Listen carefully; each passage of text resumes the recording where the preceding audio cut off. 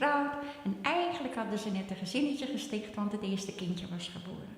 Maar op 70-jarige leeftijd had hij zich zodanig voorbereid dat hij de grote reis kon maken. Hij kreeg van een weduwvrouw die een paar vrachtschepen had een gratis ticket op een van haar vrachtschepen die alle doet. Als het goed is hebben jullie daar een klein stukje van gezien op het filmpje. Maar wat u niet gezien hebt, aan boord van dat schip heeft Schieder Prabhupada namelijk 2 keer een hartaanval gekregen. Want hij was ook al 70. Het was ook een vrachtschip, dus niet echt berekend om passagiers mee te nemen. Maar hij had zoveel vertrouwen in zijn goddelijke missie, dat hij daarna nog 11 jaar heeft geleefd. Maar Schieder Prabhupada is 81 jaar geworden. In die 11 jaar tijd heeft Schieder Prabhupada 12 keer de hele wereld rondgereisd. Duizenden toegewijden, ingewijd, opgeleid, persoonlijk ook begeleid. Helemaal alleen 108 tempels en leefgemeenschappen gesticht. En dat zijn er thans 664. En daar bezoekt u er vandaag 1 van en dat is Radhadesh. Want wij verspreid over de hele wereld als Schieder Prabhupada zijn volgelingen zetten zijn werk voort. Schieder Prabhupada heeft 80 van zulke dikke boeken aan de wereld nagelaten. En die boeken zijn thans vertaald in meer dan 100 talen. We zijn hem ontzettend dankbaar. Schieder Prabhupada krijgt bijvoorbeeld ook elke dag schone kleren aan. Niet omdat ze vies worden natuurlijk, maar het is een vorm van devotie en toewijding voor onze stichter. Hij krijgt ook elke ochtend een verse bloemenkrans geofferd. En in 1996 hebben we voor hem deze zetel gebouwd. Want dat was het jaar dat Schieder Prabhupada eigenlijk 100 jaar zou zijn geworden. En naar aanleiding daarvan vonden we dat toch wel een heel speciaal moment om hem ook deze mooie zetel te geven.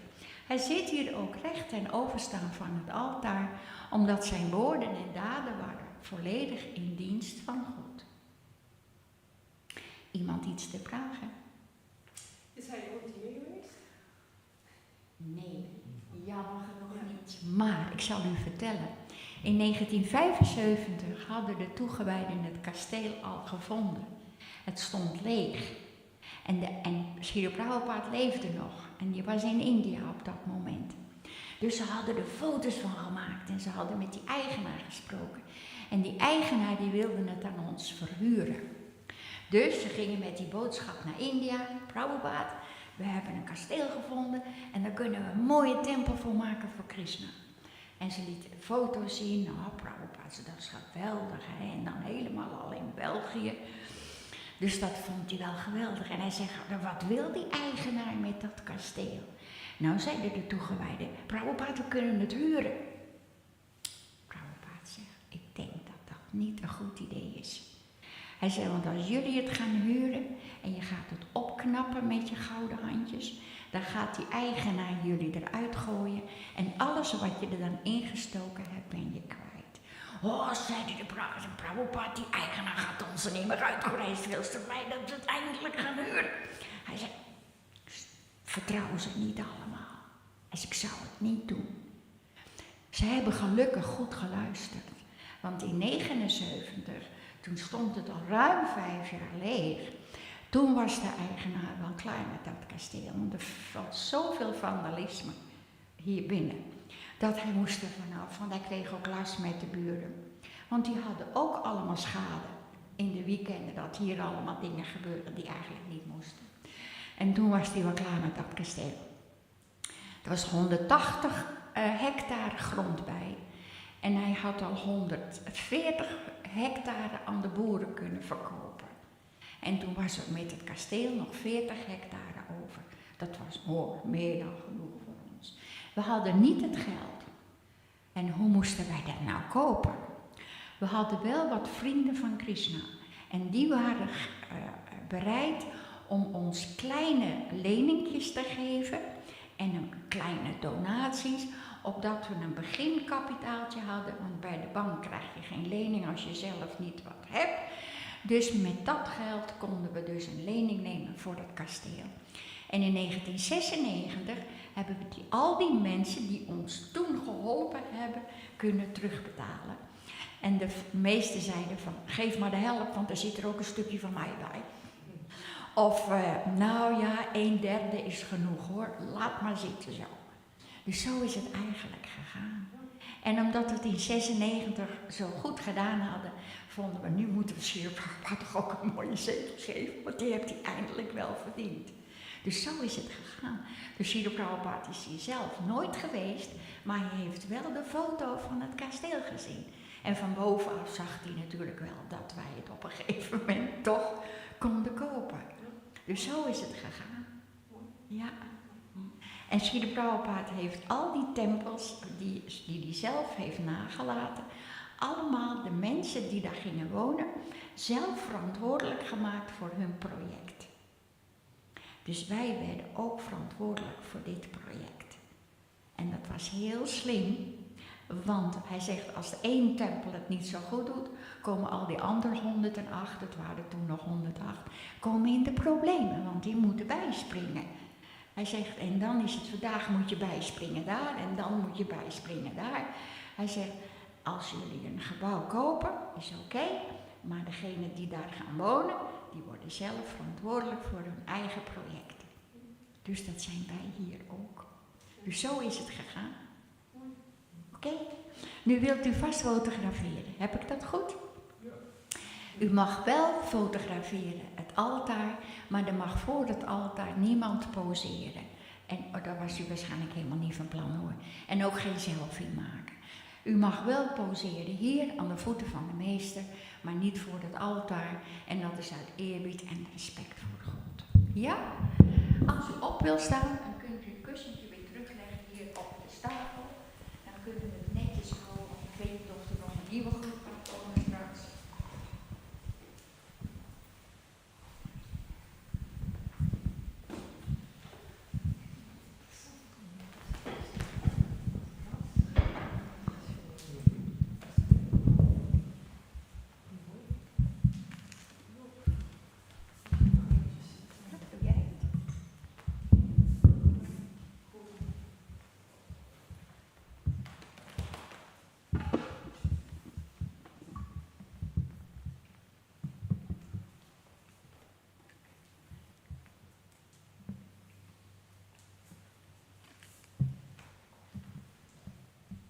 Vindt u het mooi?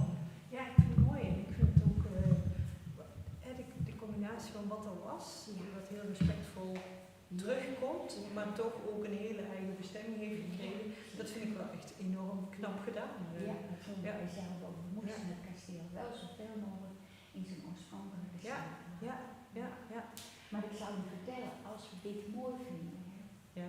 Krishna zegt in de Bhagavad Gita, als we dit mooi vinden en we kunnen het waarderen, dan betekent het eigenlijk dat op dat moment God uw ogen heeft gezalfd met liefde.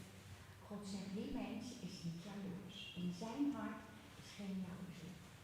Mooi, hè? Dit is heel Mooi mooi. toch prachtig. Ja. Dat is een cadeautje voor ons. Ja. Zeker, zeker. Oké, Mooi. is het gelukt? You want to make pictures? Ja? You did it already? Oké, fine. Goed. U spreekt Frans? Français? Ja. Ah, no Français. Oké, we gaan eruit en dan gaan we onze schoenen weer aantrekken.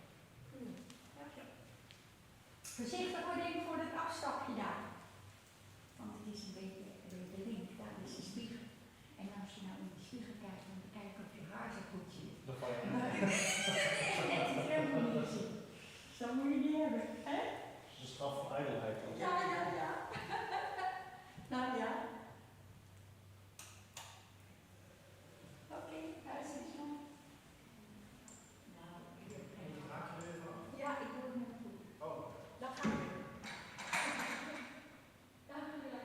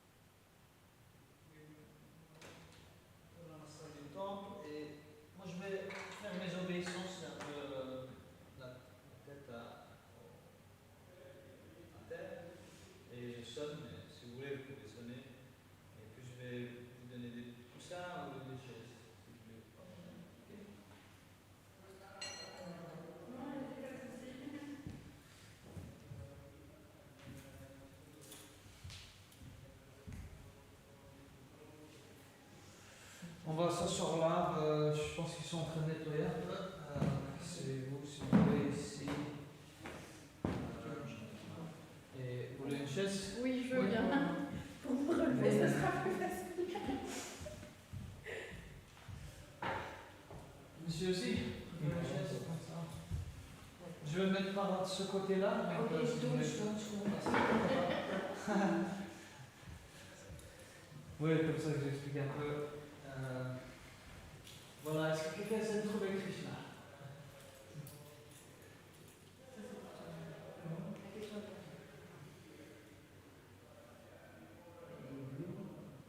Ah, ça marche pas. Vous facilitez. Pour moi, c'est en haut, il l'a fait. C'est ça, c'est Krishna. Ok.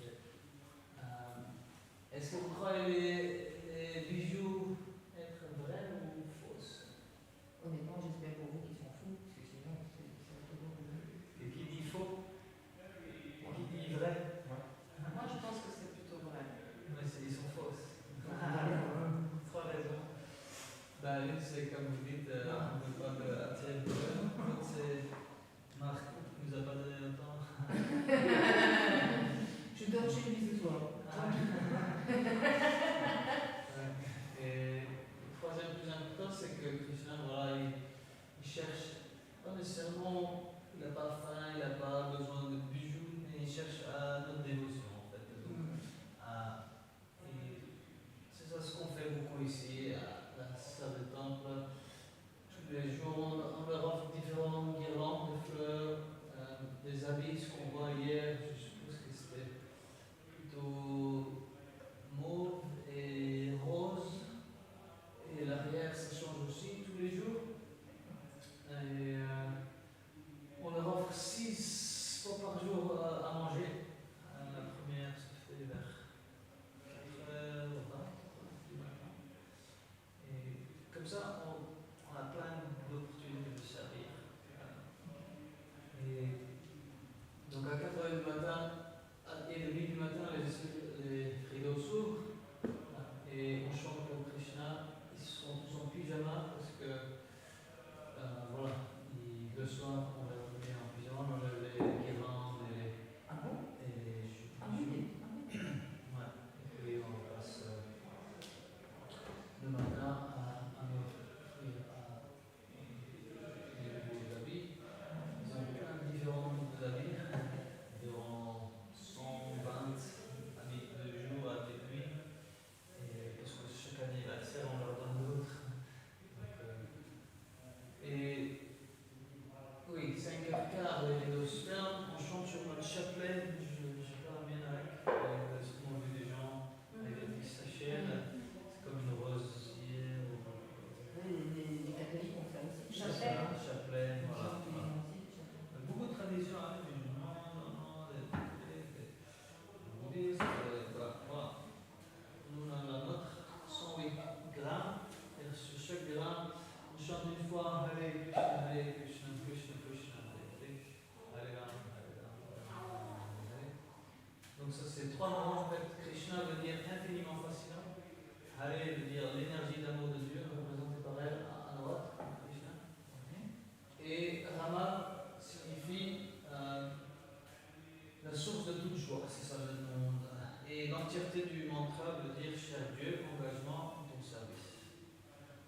Et voilà, donc on chante ça environ 1h30, 2h, jusqu'à 7h15 du matin, et à 7h15, les rideaux s'ouvrent et ils seront sur leurs habits du jour. Et puis on chante aussi en remerciement envers notre fondateur, hein, et puis il y a quelqu'un qui s'assoit ici et qui donne du serment, on va dire, un petit peu, et puis les discussions et les questions. Enfin, tout ça. Et ça, c'est notre programme du matin, et puis le soir, il y a un programme un petit peu pareil, de 19h. Aujourd'hui, ça commence à 18h, où il y a une classe, et puis 19h, on chante.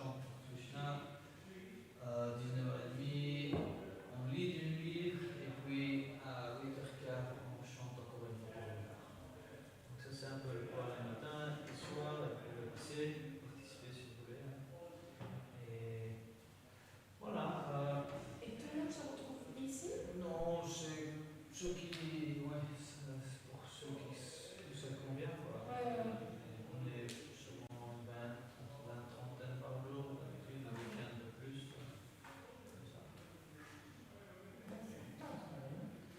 Ouais, il y a Pour vous, vous avez trouvé ça normal, mais quelqu'un d'extérieur, vous trouvez ça normal. oui, ben c'est. Bon, moi j'ai pas toujours participé autant, mais je trouve que voilà, pour le mental, hein, d'être si engagé, c'est pas mal en fait. Parce que voilà, un peu l'effet du chant aussi, hein, c'est qu'on engage tous les sens ici. Il y a aussi plusieurs fois par jour, peut-être 8 ou 9 fois par jour, que des articles sont offerts. Donc, une fleur, donc l'odeur de l'encens, voilà. Et donc voilà, on engage le sens de voir et de sentir, d'écouter et de réciter. On peut faire ça un peu d'ailleurs, on peut réciter ce mantra. Je vais ajouter des instruments si vous voulez. Et ok, je vais faire une ligne par ligne. Hare Krishna, Hare Krishna, Hare Krishna, Hare Krishna, Krishna Krishna, Krishna Krishna, Hare Hare, Hare Hare, Hare Rama, Hare Rama, Hare Rama, Hare Rama, Rama Rama, Hare Hare. Maintenant tous ensemble, et moi je vais ajouter ça. Hare Krishna, Hare Krishna, Krishna Krishna, Hare Hare, Hare Rama, Hare Rama, Rama Rama, Hare Hare. Encore une fois. Hare Krishna, Hare Krishna, Krishna Krishna, Hare Hare, Hare Rama, Hare Rama, Rama Rama, Hare Hare. Maintenant seulement vous, madame, allez-y, faites le tour. Allez.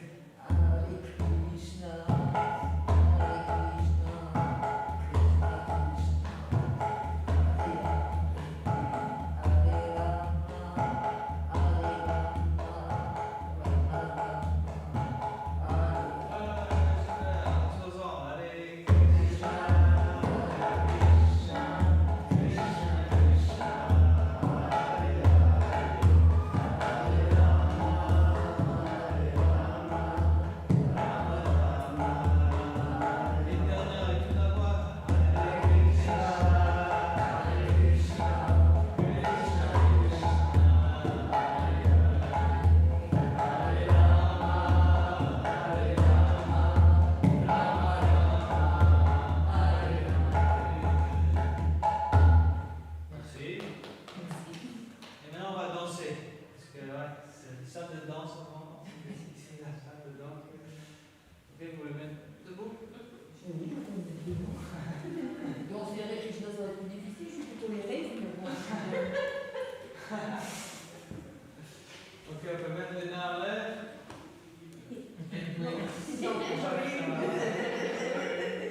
C'est déjà bien. Ah oui, c'est déjà bien. Et puis, on va sauter.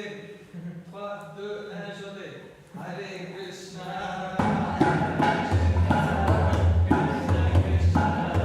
Hare Hare. Hare Rama.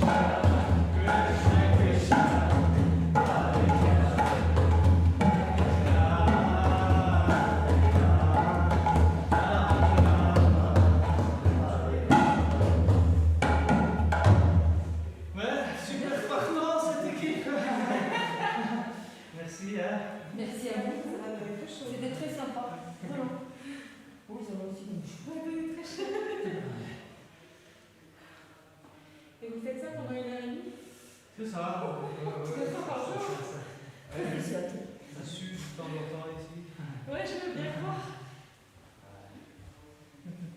Ouais, différents styles. Il y en a, surtout les journées de fête, on va dire, ça va très fort. Et puis le matin, c'est plutôt calme, rythme et tout ça. Oui, parce que tout le monde se réveille aussi. Ouais, c'est ça. Même le soleil n'est pas encore levé à ça.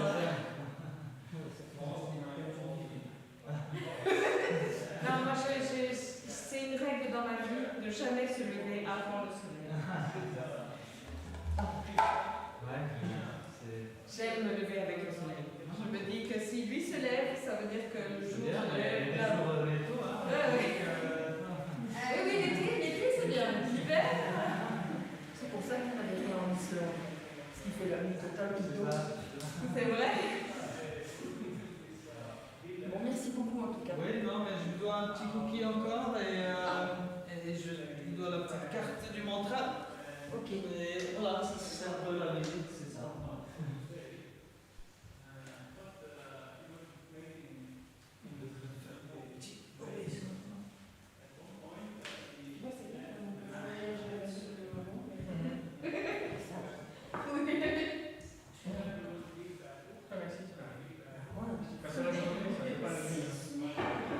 Ah non, mais c'est plus, on va revenir, on a dormi toute la journée.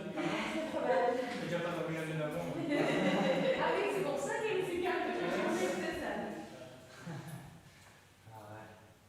Non, cette nuit, c'est réveillé à 3h. Ah bah, vous serez bien, vous serez pas là, c'est bon, vous avez levé à 4 heures.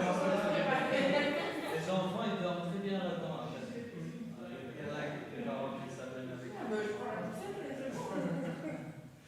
Peut-être il va se rendormir.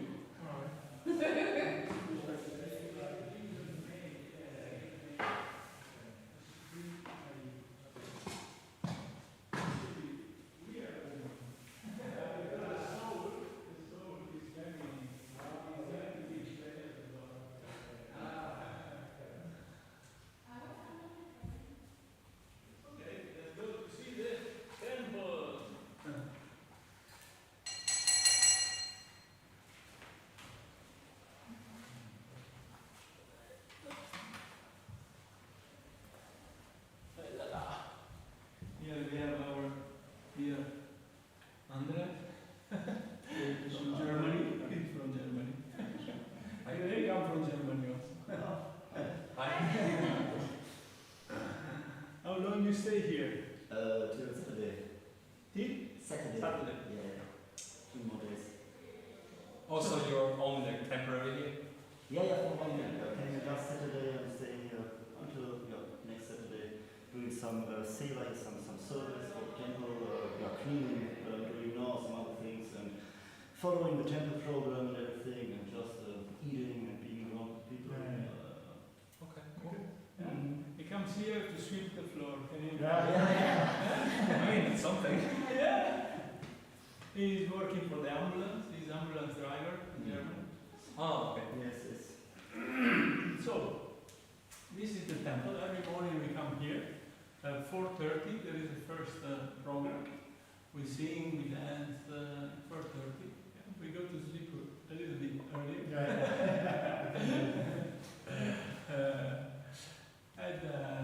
It's nice. So the images that you see here, they are Krishna himself. And I explain. So these forms of Krishna, they are actually Krishna. It's like an example is given now when you want to put a letter in a box to send it. There are specific boxes, not that you put the letter and then you know that it will reach the destination. It's not a dynamic box. You put your letter and it will reach. So these deity forms, they are made in such a way according to the old scriptures, and the ceremony is done to invite the personal deity to enter into this form, and from that day on, we offer worship to these deities. Yeah. So every day we put new garland flowers, change the dresses 2 times a day, and every morning every day for several times a day we offer incense. food.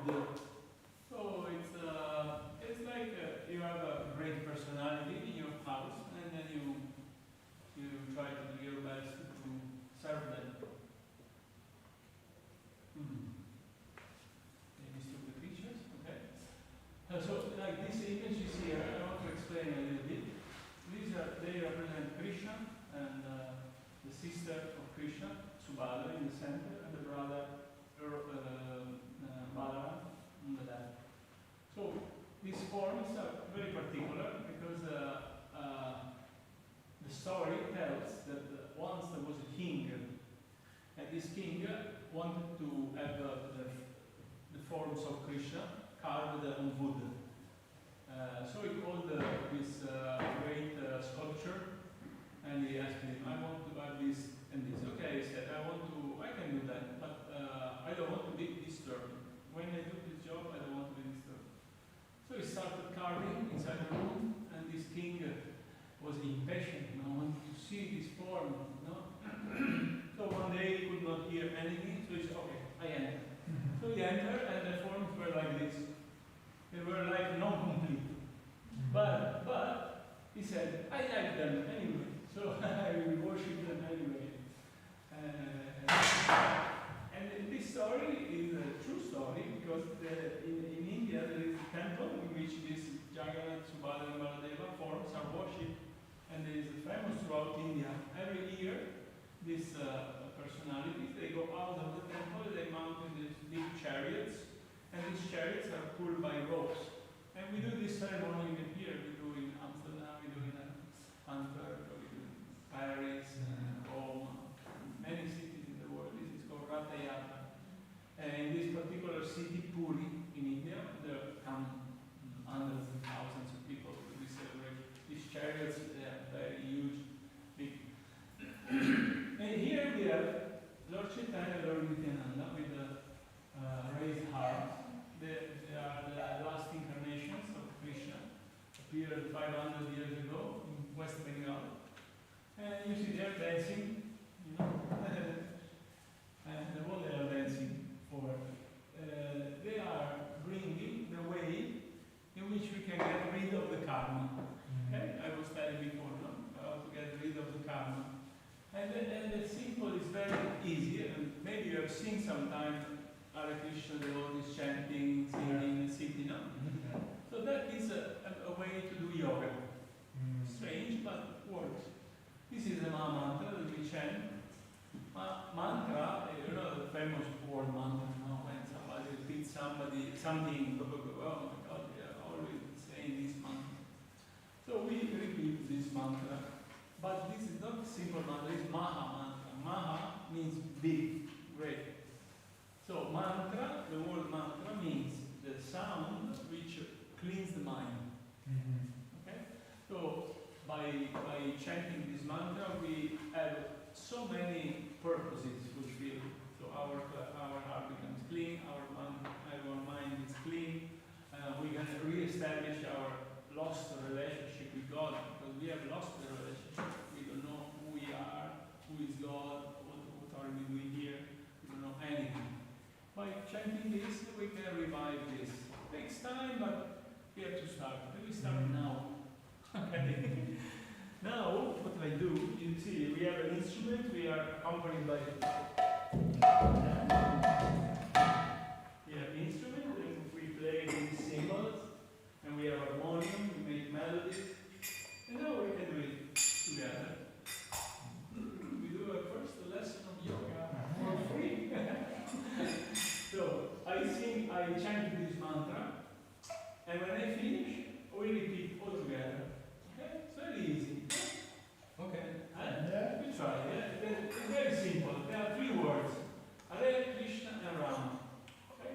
Hare is the love energy of God, which is represented like Shrimati Radharani, the lady on the side of Krishna. Krishna is God, which means the word Krishna means all attractive, because he attracts everybody. Everybody is attracted to him. And Rama means the source of joy, the source of happiness. And you will see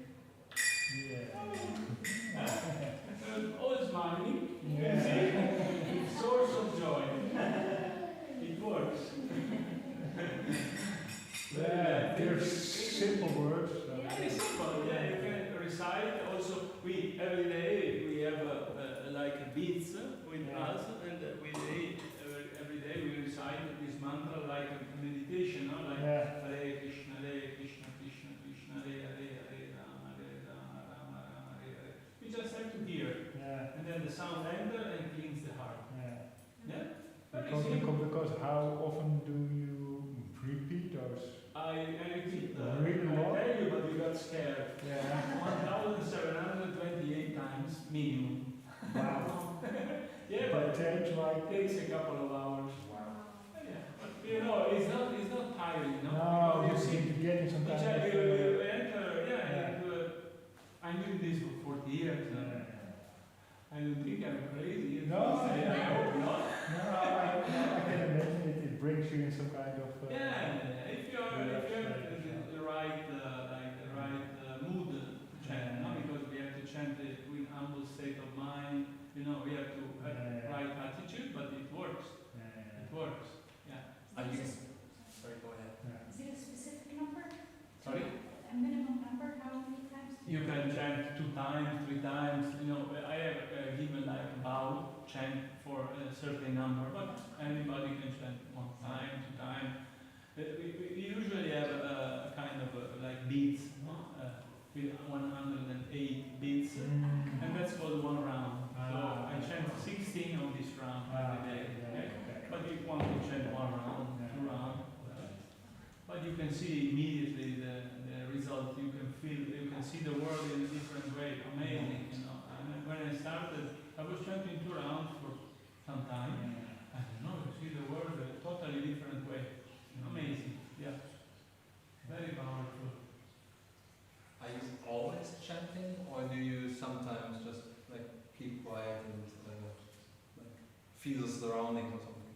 Yeah, you can keep quiet. You can think about it. There are 9 ways to do this yoga. No? One is chanting. One is hearing, just by hearing also, remembering and worshiping. You can have many activities you can do, and it's all connected with this yoga process. Oh, okay.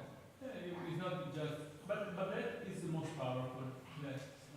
Shravana means hearing, and Kirtana means singing.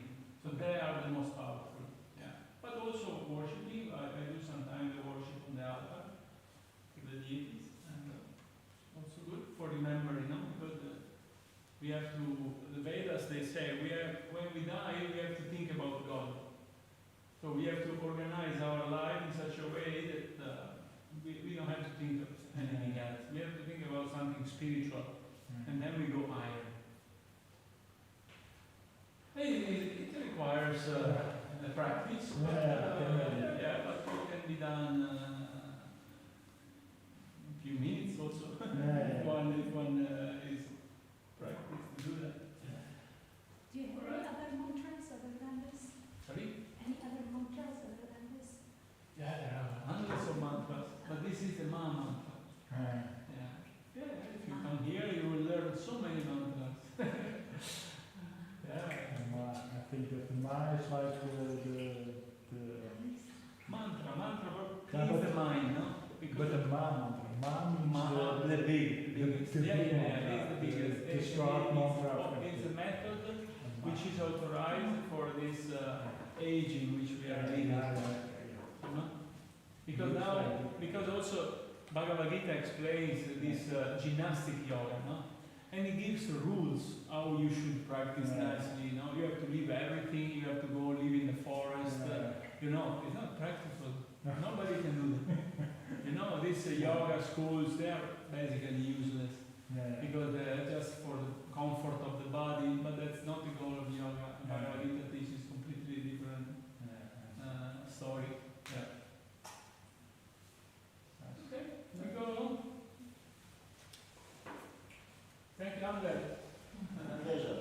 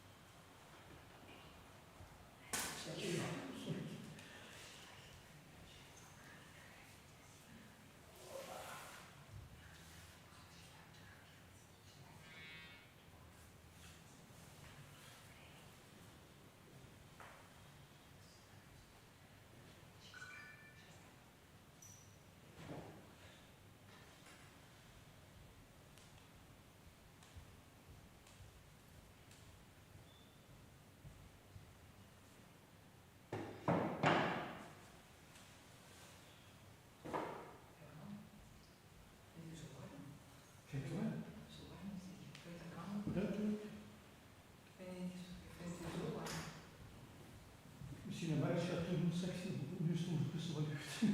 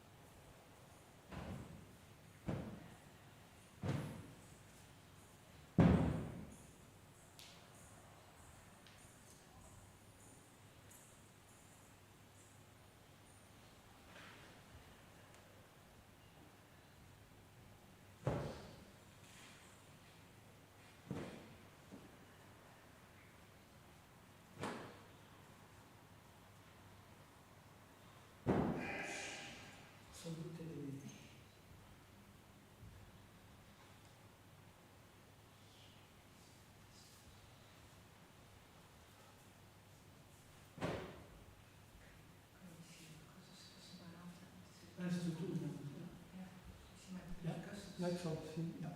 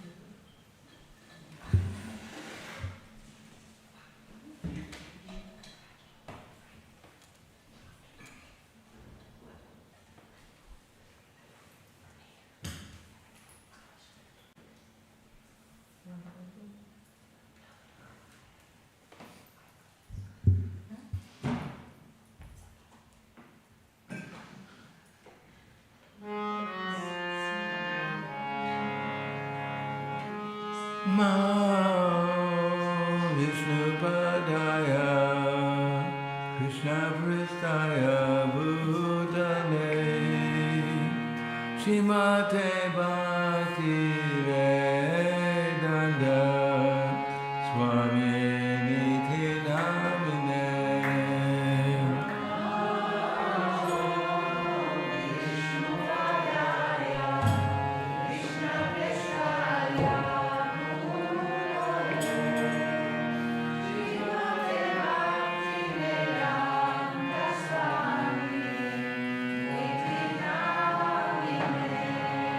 Namaste Saraswati Deve Gauravani Pracharine Nirvitesa Shunyavadi Adyadyade Siddharine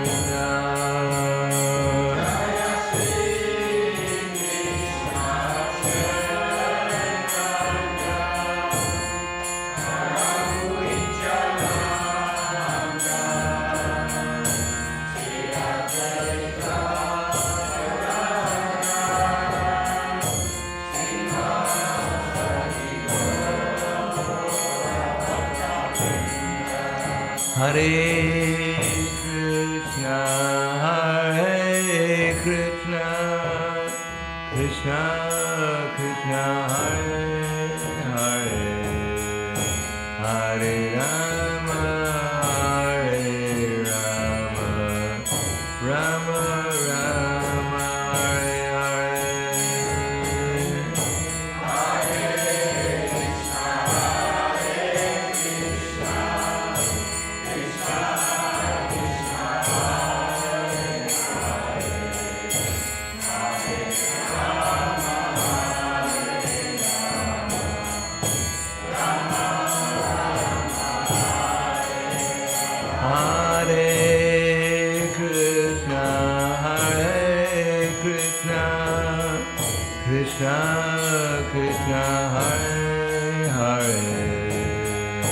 Hare Rama, Hare Rama, Rama Rama, Hare Hare.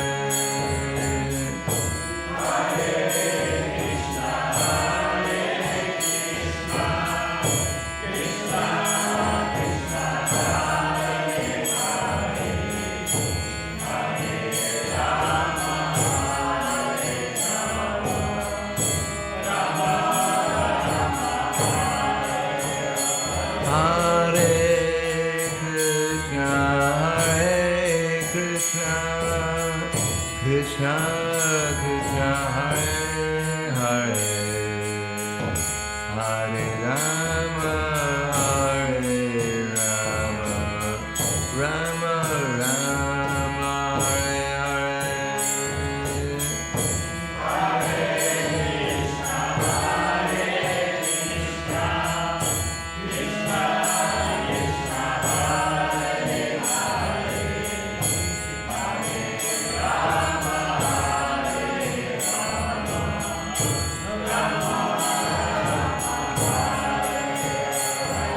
Hare Krishna, Krishna Krishna Krishna, Hare Hare, Hare Rama, Hare Rama, Rama Hare Krishna, Krishna Krishna, Hare Hare, Hare Rama, Hare Rama, Rama Rama, Hare Hare.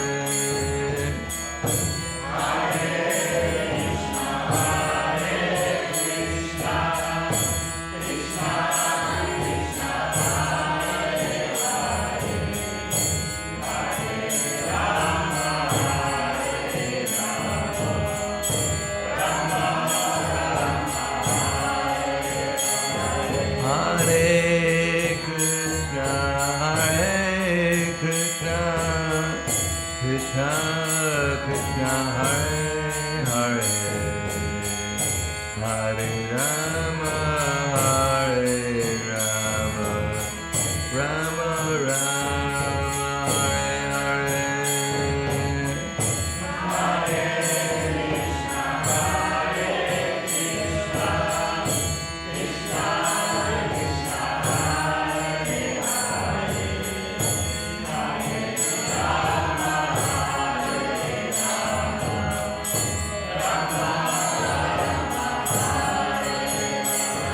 Hare Krishna, Krishna Krishna Krishna, Hare Hare,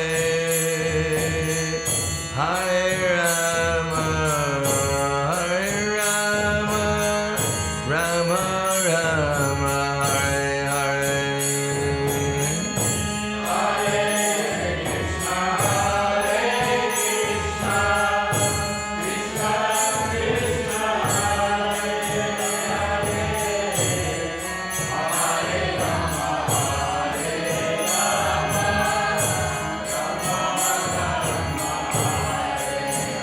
Hare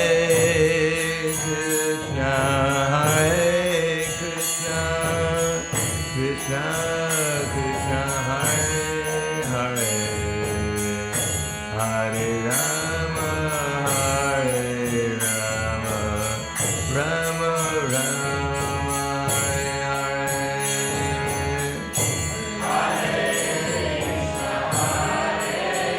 Krishna Krishna Krishna, Hare Hare, Hare Rama, Hare Rama, Rama Rama, Hare Hare. Hare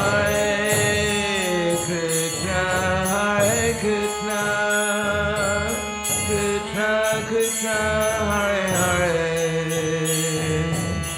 Hare Rama, Hare Rama, Rama Rama, Hare Hare. Hare Krishna, Krishna Krishna Krishna, Hare Hare, Hare Rama, Hare Rama,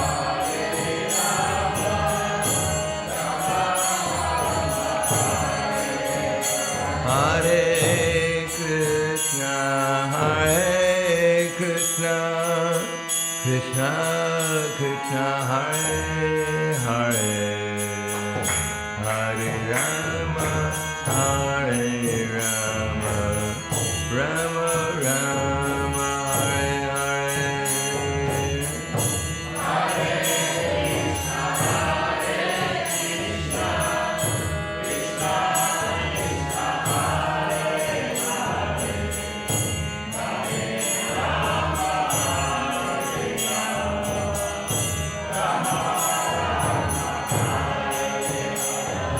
Krishna Krishna Krishna Hare Krishna, Krishna Krishna, Hare Hare, Hare Rama, Rama Rama, Hare Hare. Hare Krishna, Krishna Krishna, Hare Hare. Hare Rama,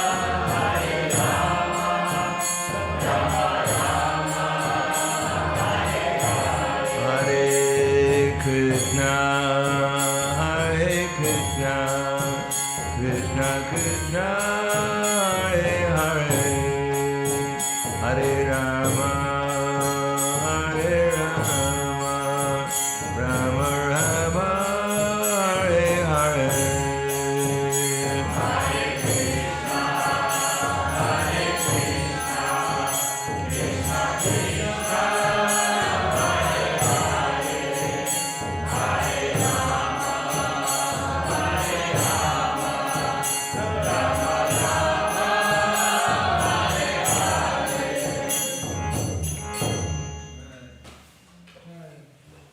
Jai Vishnupad Paramahamsa Prabhupada Asadhara Sadhushi Shiman, His Divine Grace Shalasi Bhaktivedanta Swami Raj, Srila Prabhupada Ki Jai, Gaur Premanande Haribol, all glories to the sound devotees, all glories to Shri Guru and Shri Gauranga. Namo Vishnu Vadaya Krishna Vristaya Budaya, Shri Mati Bhaktivedanta Swami Tiravane, Namaste Saraswati Deve Gauravani Vacharane, Nirvishesha, Shunyavadi Paskatyade Sijarane.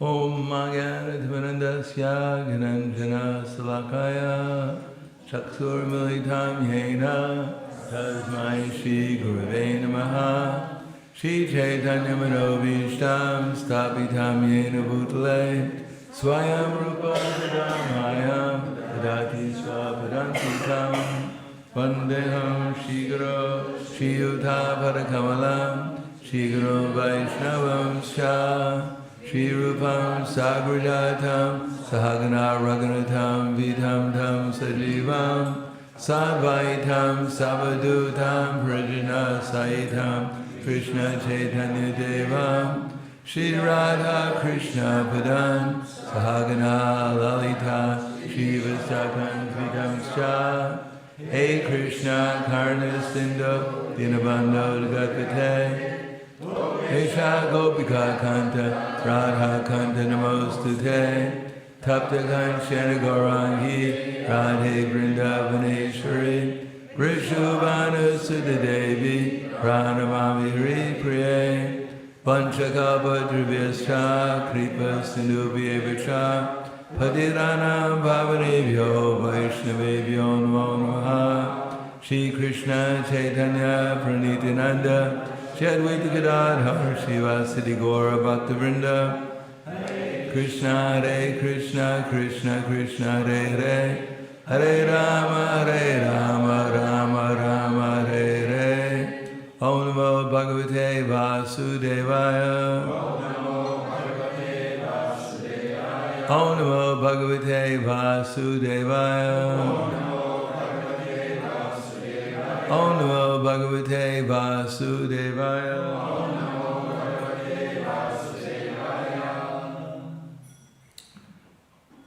So today will be more controversial than the other days, which are already a little controversial.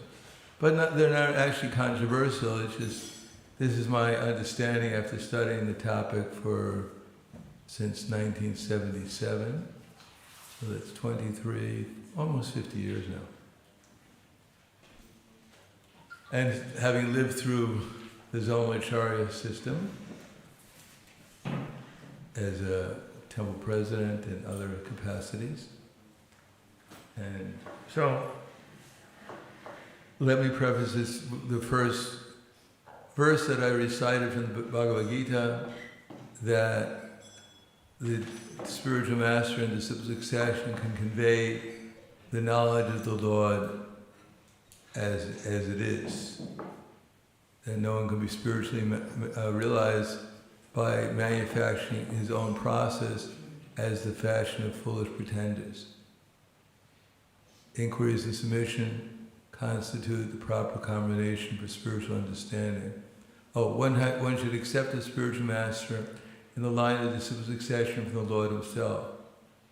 Such a spiritual master should be accepted in full surrender, and one should serve the spiritual master like a menial servant without false prestige. Satisfaction of the self-realized spiritual master is the secret of advancement in spiritual life. Inquiries and submission constitute the proper combination for spiritual understanding. Unless there is submission and service, inquiries from the learned spiritual master will not be effective. One should pass the test of the spiritual master, and who receives the genuine desire of the disciple, he automatically blesses him with genuine spiritual understanding. In this verse, both blind following and absurd inquiries are condemned. One should not only hear submissively, but one should get a clear understanding through submission, service, and inquiries. The spiritual master is by nature very kind to the disciple. When the disciple is always submissive, it is ready to render service, then reciprocation of knowledge and inquiries becomes perfect. So, obviously Prabhupada, and our scriptures, Rupa Goswami, Chaitanya Mahaprabhu place great emphasis upon surrender. And surrender means to a person. So, everyone has to surrender to someone. As I mentioned, that Professor Kutaski wouldn't accept, in Moscow, wouldn't accept Prabhupada's philosophy, that we're not this body. He wouldn't accept the fact that there should be a class of people called Brahmins who should be honest and truthful and clean. He wouldn't accept anything. So then Prabhupada finally said, but actually our philosophy, your philosophy is the same. You're following Lenin, you have to follow someone, and we're following Krishna. So wherever Lenin went, that's where you're going to go. And wherever Krishna went, that's where we're going to go. So it's the same philosophy. You have to accept a leader, Mahajano Yena Katasa Panta, and follow them. So surrender to the Guru is a basic point. Adao Guru Ashraya, Rupa Goswami points that out as the first principle in devotional service, and accept the initiation after that. Now the Ritviks, whoever they are, there's many varieties, the Ritviks say that you can accept Prabhupada as your spiritual master and take initiation from him. Now, if you go and ask Srila Prabhupada right now for some instruction, he could give it to you. Matter of fact, he'd like to give it to you, but we probably wouldn't hear what he was saying. So that's a problem. In other words, it would be, we do accept Prabhupada as living in his books. We accept him also living through his representatives. It's not that any one of us can say anything of any value unless it was coming from Prabhupada in disciple succession. So it's not like there's a competition between Srila Prabhupada and his followers. His followers are instruments for Prabhupada, his Prabhupada is an instrument for his guru, etc., in disciple succession. Now the problem is when we don't follow Prabhupada. And what is the symptom of not following Prabhupada? We have problems, controversies. In other words, if we don't really know what Prabhupada wanted, then we're going to go on fighting with each other over it. And even we see the practical results, sometimes we just go, oh, it's all right. We know what Prabhupada wanted, although it doesn't work, but somehow or another it doesn't work. but we just keep on going. That's the definition of madness. You keep on doing the same thing over and over again, and it turns out to be wrong, but you keep on doing it anyhow. So what is the problem in our society, to summarize it, is that, I'll give you an example from the Nectar of Instruction. Nectar of Instruction is actually quite consistent, although we can find, for instance, in the 5th verse, Prabhupada summarizes what an Uttama is. He said he's always chanting his rounds, he follows all the regular principles, he's always thinking of how to spread Krishna consciousness. So he has a few adjectives there, and adverbs, like always. So, yes, we chant our rounds. All the rules and regulations, I don't even know what they are. Always thinking of spreading Krishna consciousness. Well, sometimes I have a few thoughts other than spreading Krishna consciousness. Other than spreading Krishna consciousness. But then at the end, Prabhupada clarifies or amplifies, because we can more or less judge if someone's better than I am, then he may be Uttama to me, in comparison to me, he's Uttama. He's on the same level of me, then he's Madhyama, and if he's less than I am, then he's Kanishta. So this is practical, what Prabhupada summarizes in the purport of the 5th verse, describing who to love, how to engage in loving affairs with different levels of devotees. But then at the end of the purport, Prabhupada amplifies what he was talking about, what he summarized, and he said that he began with the Uttama Adhikari. He has assimilated the knowledge in the Bhagavad Gita, in the scriptures. He doesn't see anything, he understands the essence of the whole scripture. Therefore, he doesn't accept one part and reject the other. He understands everything perfectly clearly.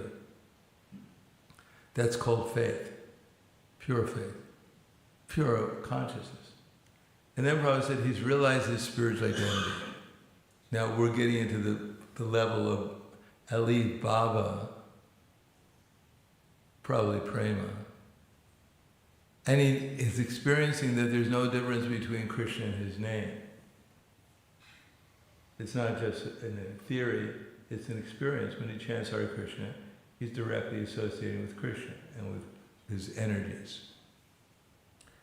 And he has no other business other than to spread Krishna consciousness, which is completely dedicated. So if we have any example of that, at least we have one clear example, is Prabhupada has that qualifications.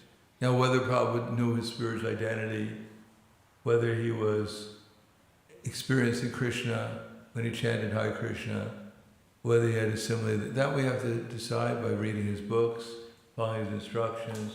But in any case, that's what this movement is about. It's based on faith, at least theoretical faith, that Krishna is God, because we don't know Krishna is God. I haven't met Krishna, maybe someone here has. And faith, at least theoretical, that Prabhupada's the Acharya, the founder Acharya of our society. Now, no one is being forced, I don't think, being in this movement. There's no, I don't see anyone here in chains, dragged to the class. You must obey. No, it's a voluntary movement, and that voluntary movement, it's actually up to the leadership to make sure that what's being presented in our society is actually strictly parampara, coming from Prabhupada. Now that seems a little harsh, we want to become more liberal, more creative, whatever, but that's not our business here. If Krishna is God, everything he said is perfect. We don't have to add anything or subtract. And Prabhupada is actually his representative to give us Krishna and Krishna consciousness and devotional service. Then this movement is meant to make sure that we're strictly following Prabhupada, what he told us. It may slightly vary according to time, place, and audience, but in general the principles are pretty much the same. We have to follow the previous. Prabhupada's connected to the previous acharyas. We also have to be connected to the previous acharyas. So in that purport, Prabhupada writes that at brahmachari, especially, they go and collect, and whatever they have is offered to the spiritual master.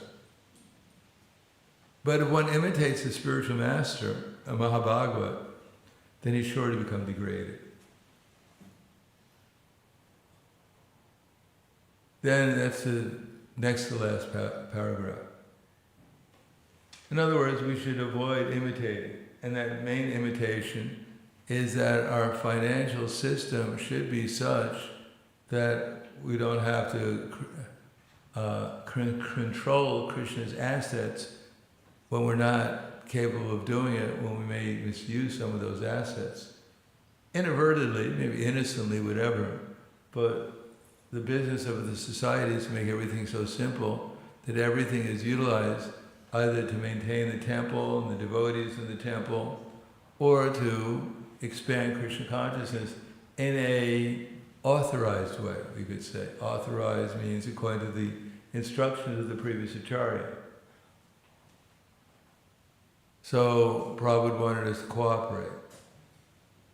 And I remember in 1982, in the midst of the zonal acharya system, when devotees were trying to figure out what was going on, there was one purport in the Adi Leela where it explains that Advaita Acharya, and Prabhupada's Acharya, Advaita Acharya, that he had 6 sons. 3 of them followed strictly, were Vaishnavas, and 3 of them were impersonals. So if you have any problems with your children, don't worry about it. Even Advaita Acharya had problems with his children. And then Prabhupada said, we have examples within our Gaudiya Math, that after the disappearance of the spiritual master, some of the leading disciples make plans to occupy the post of Acharya. And therefore, they didn't follow their Acharya and they became Asara, like some of the children of Advaita Acharya.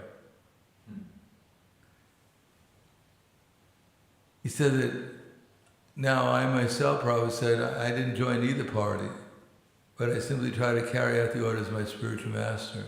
My spiritual master asked me to print, if I got any money, I should print books, which I've done, and following his order, this movement has wonderfully expanded all around the world. So the point is, the orders, Prabhupada, his orders are not something ordinary, nor did he give it to restrict us, our creativity, or whatever. Of course, Prabhupada also had to take into account, he had to work with his disciples, and his disciples, a lot of them, they just couldn't catch up on what Prabhupada was talking about. I'll give you an example. Even now, when Prabhupada instructed his leading disciples, he asked them to write everything down. He wouldn't tell them things sometimes unless they wrote it down, because he knew as soon as he told them something, they'd forget. He had a lot of experience like that. So now the history was, Prabhupada was training his disciples from the very beginning to take up the role of spiritual master. It wasn't that all of a sudden, Prabhupada came up with the idea that his disciples were going to carry on the disciple succession. The first letters I got, Prabhupada, for instance, in 1970, Prabhupada wrote me a letter. I sent him some money for his book fund. Usually whenever I sent money for his book fund, he wrote me back some letter. So he said that, thank you very much for this contribution of love, that we are all servants of Krishna working in disciple succession. That if there's any credit, it doesn't go to me, it goes to my spiritual master. That please study all the books that I've written And sometimes afterwards you'll have to help carry on the succession. So it wasn't that it was all of a sudden, probably was going to appoint someone, or didn't appoint someone. He was expecting all his disciples, as he wrote in that letter to Kirtananda and Hamsadutta, to carry on the succession. Now the role of initiating guru is not a light role. In other words, he didn't really think that everyone was going to become qualified to carry on as initiating guru. But he knew someone had to do that. And in the midst of the qualifications, his disciples, Prabhupada, even that letter is from 69, Prabhupada in Nectar of Devotion, he wrote what the minimum qualification to become an initiating guru is, because it's a very heavy responsibility. To initiate someone accept you as good as God, and you don't understand who even God is, it's going to be quite a problem. Therefore, it takes a certain amount of understanding what the role is. Unfortunately, because of our neophyte condition, especially before, and perhaps now, it wasn't 100% clear what the actual role was. And still isn't. It became more confusing. The culture of ISKCON is actually quite confusing, because if you ask 10 devotees, you get 12 different opinions about what the role is. But it's not that complicated. In other words, our philosophy only deals with three things that we're trying to realize. It's not dealing with sports or politics or even sociology. It's only dealing with basically three things. Of course, we utilize sociology, Varnashram. We utilize so many things to help us realize Brahman, Paramatma, and Bhagavat. That's it. That's all our movement is meant for. To realize Krishna, called Krishna consciousness. And by doing that, we realize we're eternal, and we become in contact with Paramatma within our heart, who eventually turns into Krishna and his pastimes. Now, if we go, that's what the spiritual master teaches, and if we go beyond that, then we get entangled in the material energy. Especially if we don't understand the simplicity and the unity behind the teachings, what we're trying to accomplish. Therefore, Prabhupada said, your love for me will be shown by how you keep this movement together after my disappearance. And truthfully, we've not done such a good job so far. And what's the reason? It's because basically we've done the same thing the Gaudiya Math did. Although the Gaudiya Math was more or less comprised of many, many scholars, cultured devotees who came from cultured backgrounds. Still, they didn't get it quite right, because that's the nature of illusion, the material energy. And you don't just become a pure devotee overnight and understand everything clearly. It takes some time. And therefore the intelligent person, he learns by hearing, like Shukadeva Goswami, or Prahlad Maharaj, hearing from the womb. Those who are less intelligent, they have to learn by experience. So hopefully we're learning from experience. So what is that learning? Is that Prabhupada said that our business is loving exchanges amongst the devotees. That's how we advance. That's Madhyamadikara.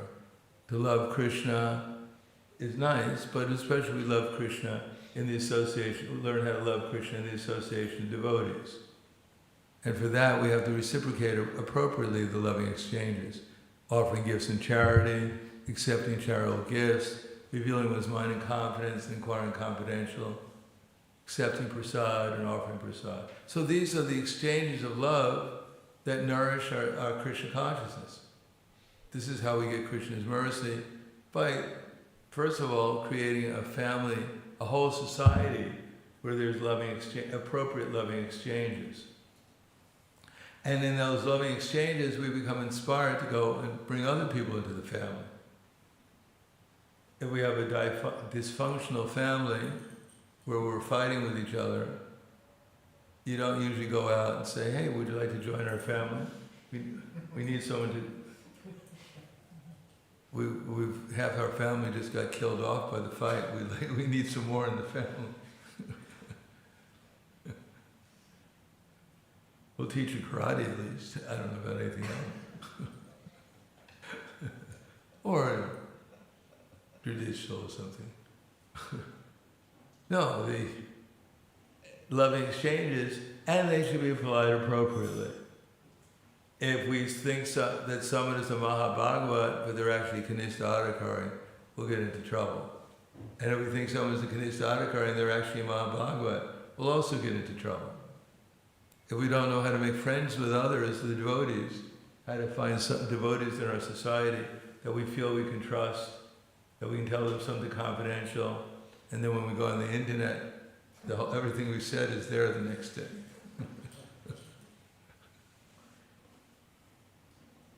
No, we need friends that we can walk with on the same path, reveal our minds in confidence, and be assured that it will be confidential, and they feel secure in our association. We can share our experiences, our doubts, whatever else, in confidence. Then we can actually have loving exchanges. The problem is when there's imitation, as Prabhupada points out. Now, how did the imitation take place? It's complicated. I'll give you an example. And if you read the conversation, well, first of all, we have to understand that in 1977, when Prabhupada left his body, or when he's still here, but anyhow, when Prabhupada disappeared from our sight, then at that time we had no conversation books. Many of the tapes were not really distributed. And we weren't there when Prabhupada was speaking, so we didn't really know what was being said. Now, the May 1977 was recorded, but we didn't have access to it for years after that. And in there, Prabhupada, the GBC met together, and only a few of the GBCs met. There were 18 GBCs in Vrindavan at that time, but only, I think, 3 or 4 of them, or maybe a few more than that. But most of them, Prabhupada was speaking so low that he had to have the microphone right next to his mouth.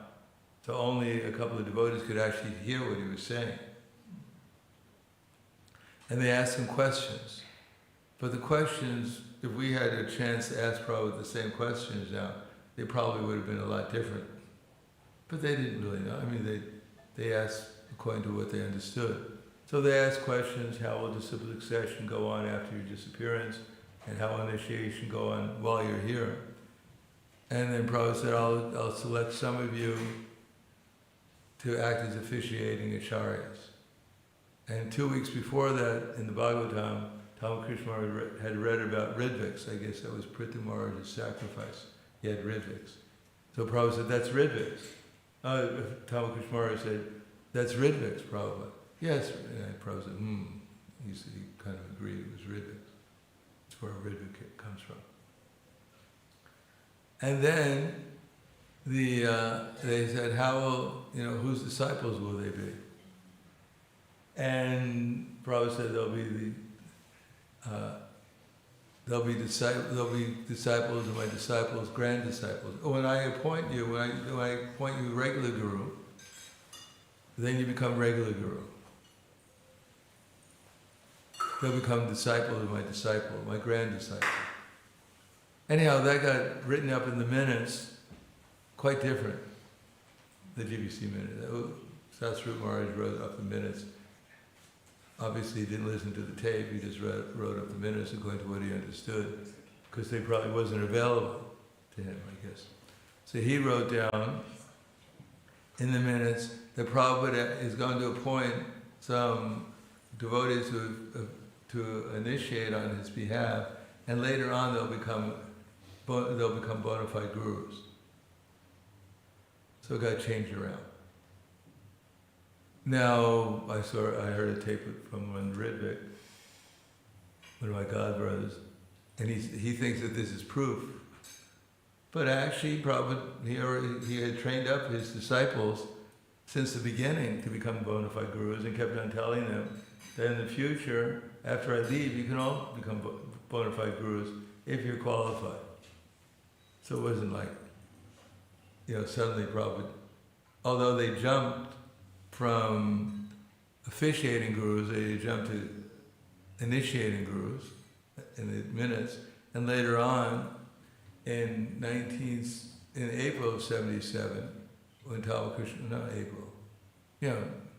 later on, July 77, Tamakrishna Maharaj was telling Prabhupada, there's so many different devotees lined up for initiation. How are we what are we supposed to do? In this condition, you don't want to initiate, what should we do? So then Prabhupada named the officiating gurus that he had proposed, that he said he was going to do in May that year. He wrote them down. Tamakrishna Maharaj wrote them down and said that these will actually be your disciples, because they're just doing it on behalf. And we were trained up to do that from the beginning. I mean, even I, did fire sacrifices and initiated devotees on Prabhupada's behalf. I didn't give the names, Prabhupada said the names, and even at that time, devotees were chanting on the beads and handing it on Prabhupada's behalf. They were Prabhupada's disciples. So that was going on since Prabhupada started. Even Prabhupada told one Mataji she could give the Gayatri mantra to her husband. So Prabhupada was quite liberal at that. But on his behalf, she wasn't initiating her husband. So, as afterwards, when Prabhupada left, there was, first of all, the GBC never got the actual information what Prabhupada said about the May 77 questions that the GBC given. All they got was the minutes, which were wrong, which are not inaccurate what Prabhupada had said. So it's hard to imagine nowadays, everything is all over, there's so much information available, but it was very difficult to get any real information. So they accepted, and at the same time they probably even forgot about what was said because our memories are not so long. And then there was some question, how initiation is going to go on.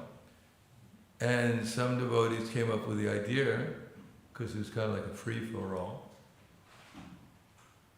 Devotees didn't necessarily refer to the Shastras, or really a little passionate. Got this idea, we got to figure it all out yesterday. So some of them came up with the idea it would be good that we appoint some of these devotees that Prabhupada appointed as officiating acharyas, we appoint them as initiating gurus, which is fine. Prabhupada, indicated that afterwards the GBC could appoint devotees as gurus. That's their business. What kind of service they should have with their responsibilities, that they didn't really go deeply into. Like, for instance, if they weren't Mahabhagavats, they should have one service. And acharyas are not very common, as I'll read here, and I'll read this. And if there are not, as Prabhupada writes in that second paragraph of the verse he read, that a neophyte devotee and an intermediate devotee can also accept disciples, but such disciples should be on the same level and should be understood that they can't advance very well due to their insufficient guidance. Therefore, one should accept an Uttamadhikari as one's spiritual master. In other words, if we don't have an Uttamadhikari, to initiate someone into the society doesn't require an Uttamadhikari. It requires someone who has the right job description of what their service is of initiating into the society. They're accepting the surrender of the disciple on behalf of the society, and their job description, their service description, is to integrate the disciple into the society, to cooperate with the rest of the society, especially the management and the other devotees, and that's all their services. Now, from the point of view of the disciple is supposed to serve the guru, the spiritual master, like a menial servant without false prestige. One should accept the spiritual master in full surrender, and serve the spiritual master like a menial So from the point of view of the disciple, whether it's a Kanishta Adhikari guru, and Kanishta Adhikari has 4 different levels, main levels. Like, for instance, the 4 Kumaras, they were considered Kanishta Adhikaris before they met Lord Narayan in Vaikuntha. So if you were so unfortunate to get the 4 Kumaras as your spiritual master, you wouldn't have so much of a problem. Even Prithvi Maharaj was quite impressed by them. That's not that every Kanishta Adhikari is on the level of the 4 Kumaras, the perfect Brahmin, but it's a pretty high qualification of Kanishta Adhikari. Madhyama Adhikari is a liberated soul, completely beyond material concept of life, and Prabhupada defines that in the Nectar Devotion. Interesting enough, the very same year that Prabhupada wrote to Hamsaduta that now we're going to have Shastric tests, 1969, in the beginning. And now we're going to have Shastric tests, and if you pass the Shastric test, if you become a Bhaktivedanta, then I think by 1975, all my disciples can initiate.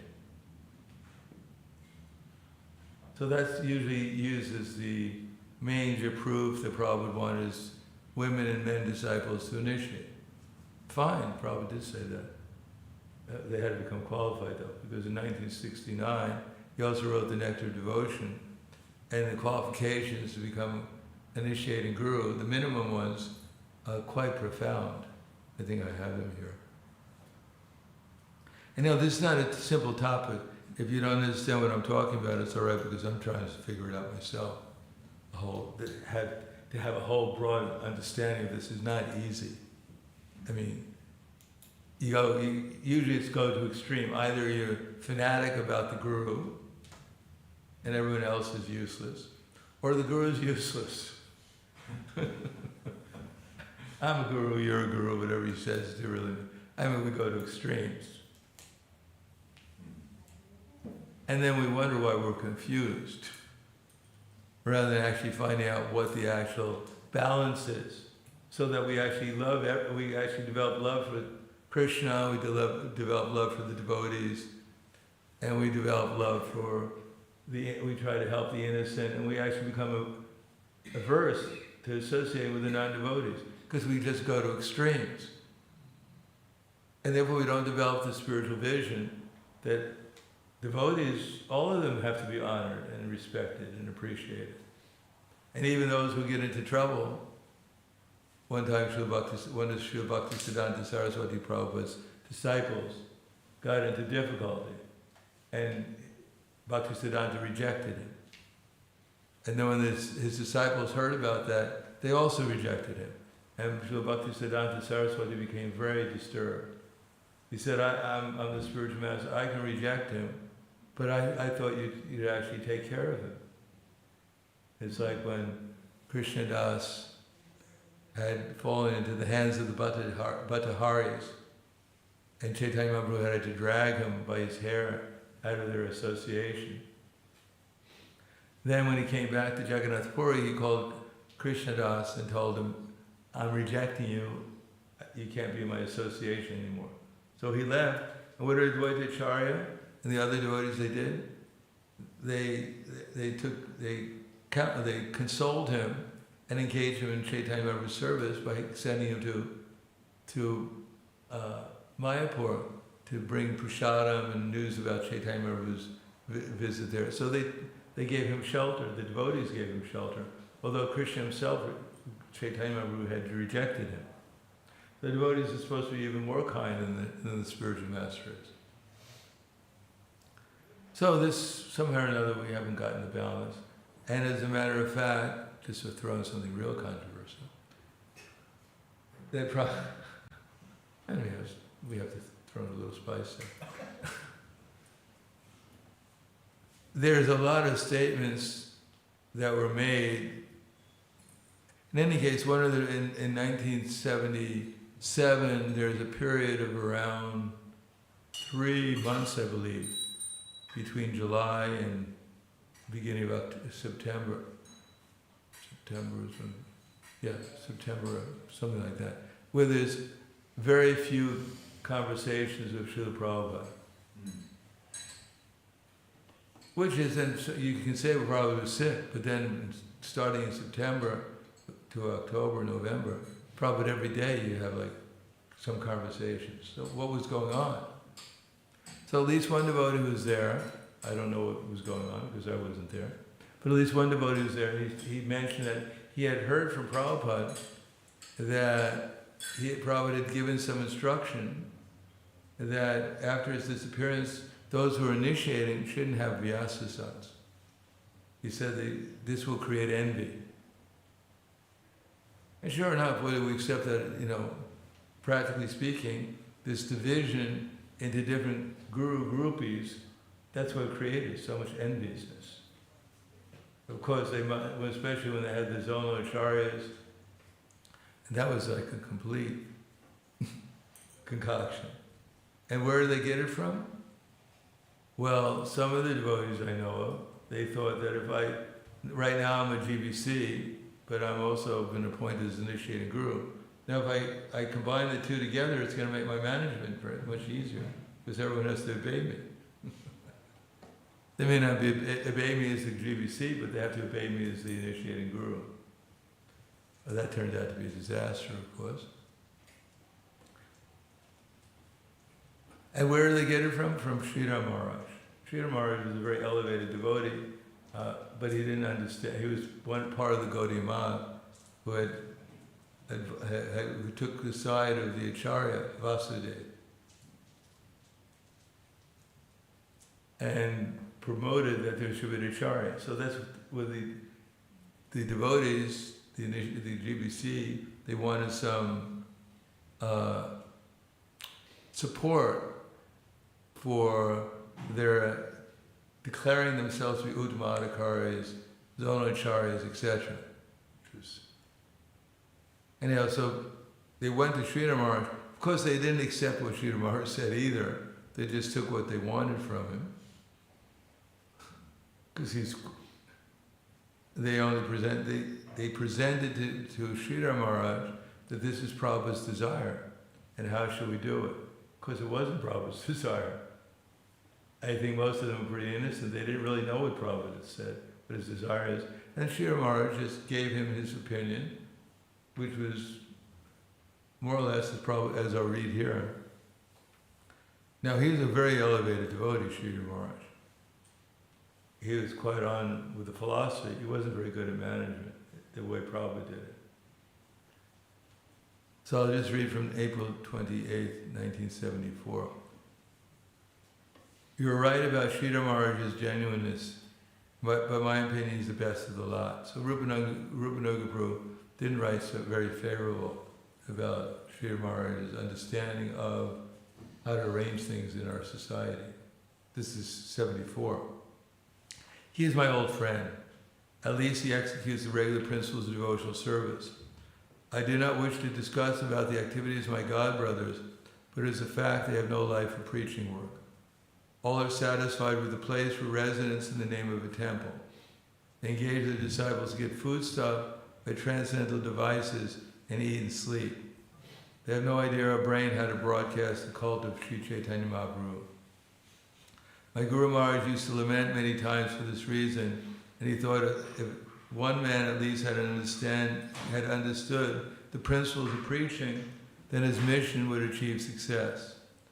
In the later days of my Guru Maharaj, he was very disgusted.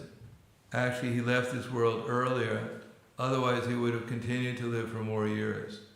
He left his body around 62 years old, I believe.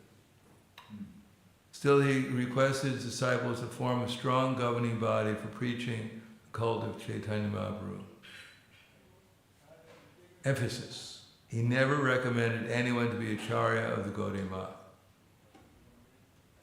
But Sridhar Maharaj is responsible for dissipating this order of Guru Maharaj, and he and others who are already dead unnecessarily thought that there must be one Acharya.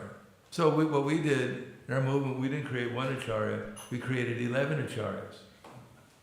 And since you can't have 11 Acharyas, well, they created the zonal Acharya system, so that we divided up the world So you can be an acharya in part of the world.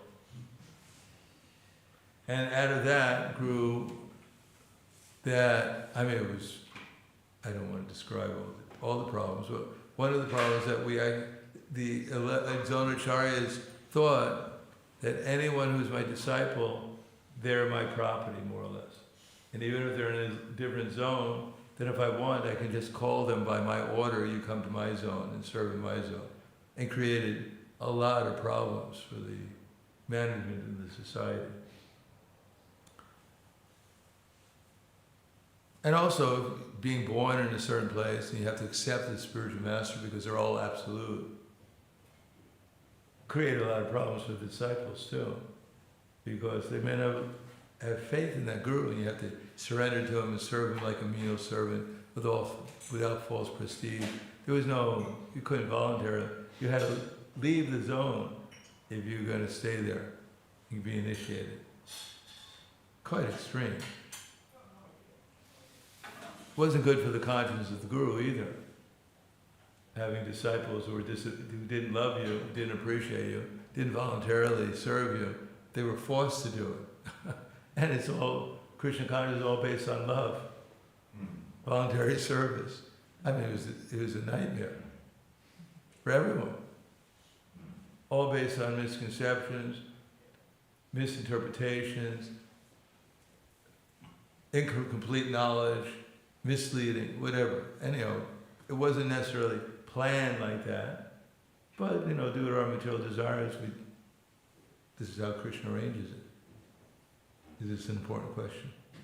It's just, I hope, Krishna, it's just there's a movie has been made about when it was divided in the world like this with the different. Yeah. Is that the same thing we're talking about? Yeah, there's Zonacharyas. Oh, okay. Yeah. You have a globe, a flat earth, depending where you are, and you just draw a line. This is mine. Could you imagine? You're supposed to be a devotee.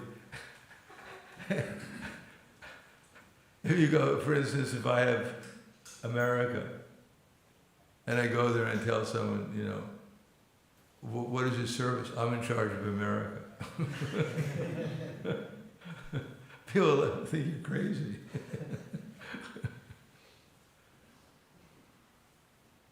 Anyhow, if Guru Maharaj had seen someone who's qualified at that time to be Acharya, he would have mentioned.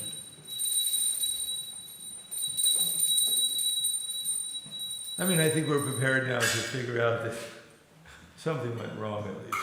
He would have mentioned. Did Prabhupada mention anyone? No, he didn't mention anyone. He just he nominated 11 Ridviks, officiating Acharyas initiated on his behalf while he was present. He understood, and he wrote repeatedly, that after my disappearance, that anyone who's qualified amongst my disciples, they can also become initiating gurus. But not in the way that they did it. That's all. He made it clear that, their service would just be initiating gurus, devotees into the society. The dakshin wouldn't go to them. It's the property of the society. Because nowadays, like I'm an initiating guru, the society doesn't give me anything. So therefore, if I gave all my dakshin that I got to the society, then I couldn't go anywhere. Matter of fact, I couldn't even buy a toothbrush. So the economic system is not exactly conducive to complete renunciation. Therefore, it's become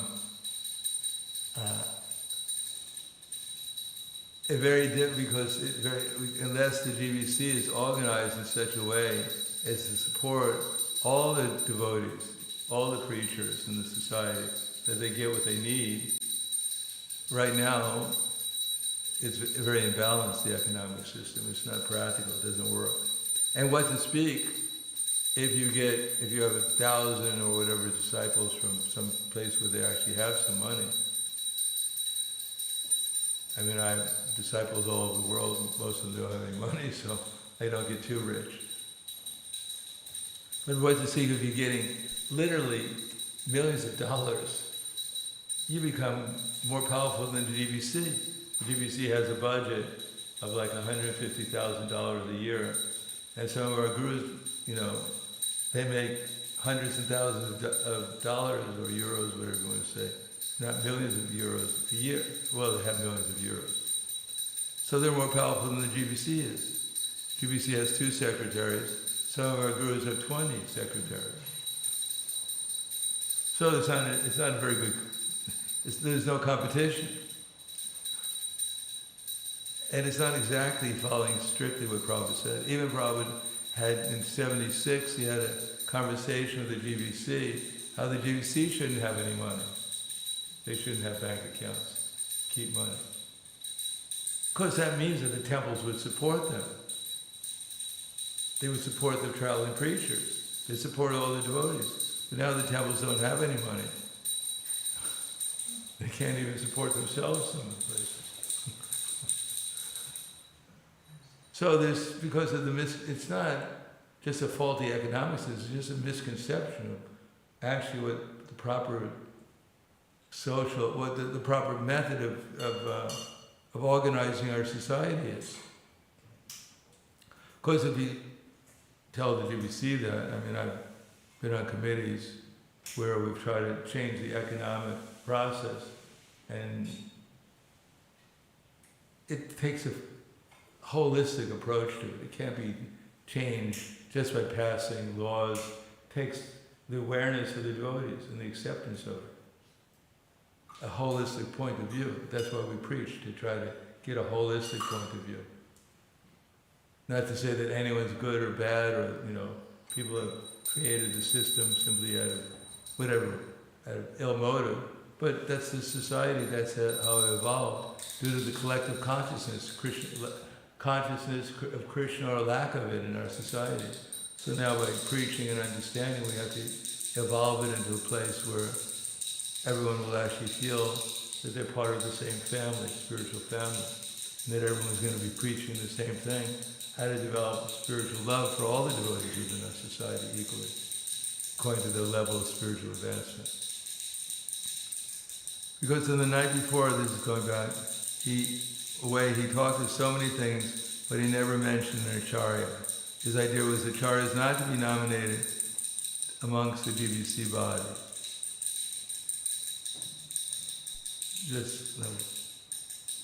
He said openly, you make a GBC and conduct a mission. So he didn't even think that an acharya was going to be nominated by the GBC. Immediately. His idea is that amongst the members of the GBC who come out successful and self-effulgent acharya would be automatically selected.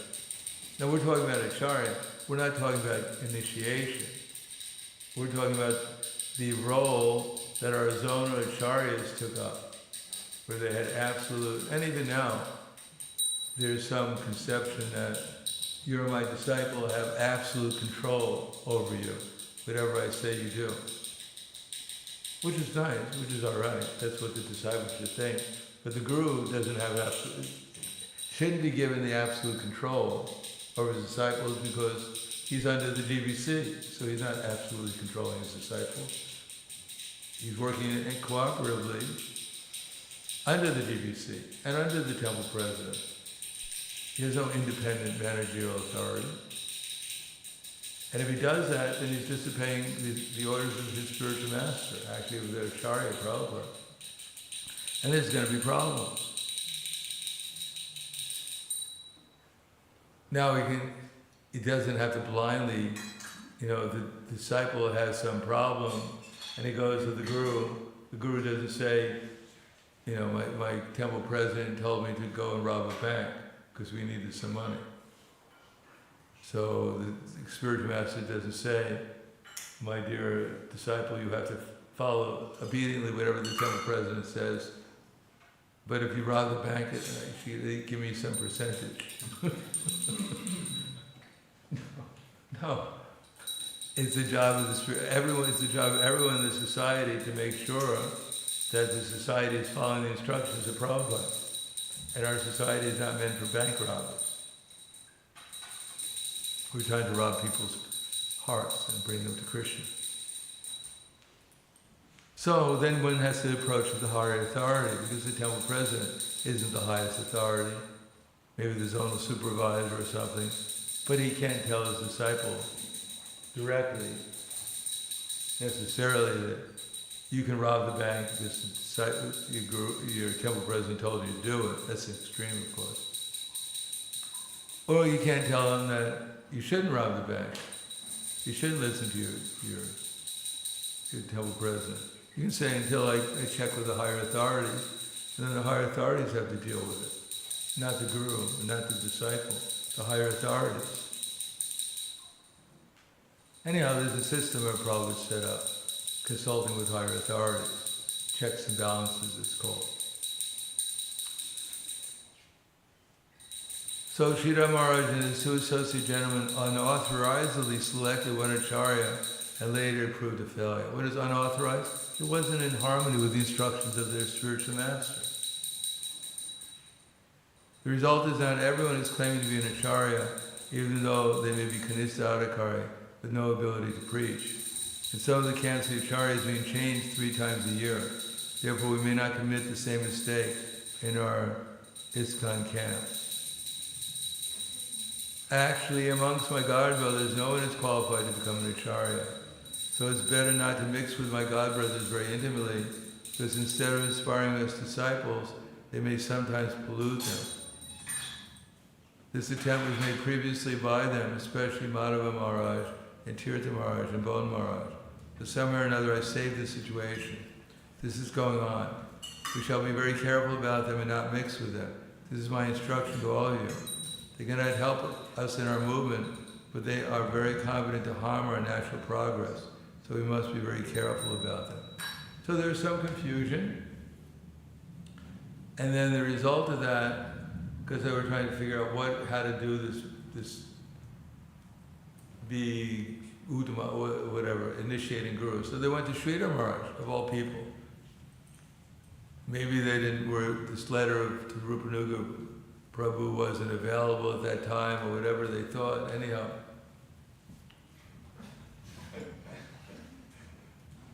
Premarava, if you go up behind someone and throw water on them, it shocks them. It's not a good idea. So, whatever, they went to Sridhar Maharaj, the one that Prabhupada specifically said they shouldn't go to find out how to arrange the guruship, because he had already deviated the Gaudiya Math. It took years actually. First, some years went by, they had a GBC, but some of them wanted an acharya. So it took actually some decades before it fell apart, the Gaudiya Math. It didn't happen all at once. So the point is that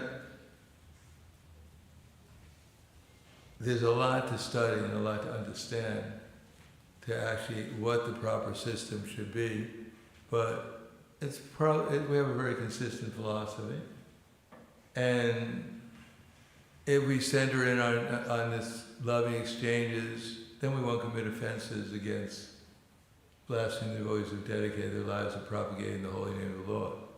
A very serious offense. And all the other offenses. Then we'll blissfully chant Hare Krishna. We'll be happy in Krishna consciousness. And the result is, people from all over the world will join our movement in masses. When they see, we're well organized and we're actually blissfully engaged in service to each other without envy. Then when the guru leaves for one reason or another, if a guru, they don't leave with the guru, because the initiating guru, they served him faithfully, but they also learned from the guru how to serve everyone else faithfully, according to their level of spiritual advancement. They're trained up, and therefore they go on. Their initiating guru may disappear, but then they still have a loving relationship with their shiksha gurus. We keep on teaching them how to serve all the other devotees in loving exchanges. Then our society will grow rather than have ups and downs all the time. Anyhow, this is my vision. I have a lot more to say. I was going to... we'll finish it tomorrow. I hope I didn't confuse too many people. So any questions? Maybe we'll ask for some questions. Yes. So, it's a very complicated topic because you see the average age of Diksha Gurus in our movement is quite high. Yes. And so, some time ago, a message came from the GBC that all the leaders in the society should look around in their own zones, in their own regions, or in their own countries, for devotees who could be considered qualified to, become initiating gurus. Otherwise, our movement would die, because you have hardly anyone who initiates, and if you have only like a few, they have thousands and thousands of disciples. But at the other hand, if you look in Scandinavia, or you look at Belgium, Holland, or around here, maybe there are a few devotees qualified to take up that role, but mostly those devotees don't feel qualified, because the idea of being a spiritual master, initiating spiritual master, is such, we have such a high image of that nobody feels qualified to take up that role. So how can we find a balance of... We're never going to follow the balance the way we're going. It's impossible. I mean, I'm the chairman of the Guru Services Committee, and I know a lot of the detail, because I've been involved in all the problems that go along with our guruship in ISKCON for some time now, and I've lived through a lot of it. We're never going to find a balance where we're going. It's impossible. Because it is not that the role of the guru is not exalted, doesn't have a great responsibility, but we've made it practically impossible for anyone to fulfill that responsibility properly. So it's not that impossible if we have the correct understanding. And, if we have the correct understanding, we won't need millions of gurus, the way that, Diksha gurus. If someone had the actual proper understanding, had the qualifications of an acharya, we wouldn't need it, and then he could live, simply and initiate devotees into the society as members of the society. He doesn't take all the responsibility. In fact, Prabhupada didn't take all the responsibility. He delegated the responsibility to his leaders. I mean, most of the devotees never had any personal association with Prabhupada. And this whole idea of personal association, from my understanding, was just a concoction.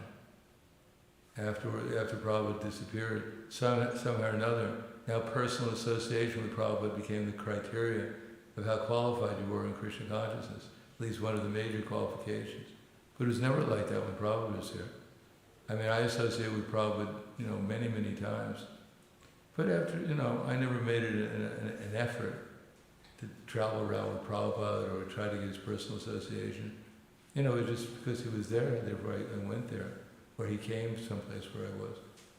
But I never thought I'm becoming, I'm more qualified than anyone else because I'm getting personal association with Srila Prabhupada. Although it's very sweet, very nice to get that personal association.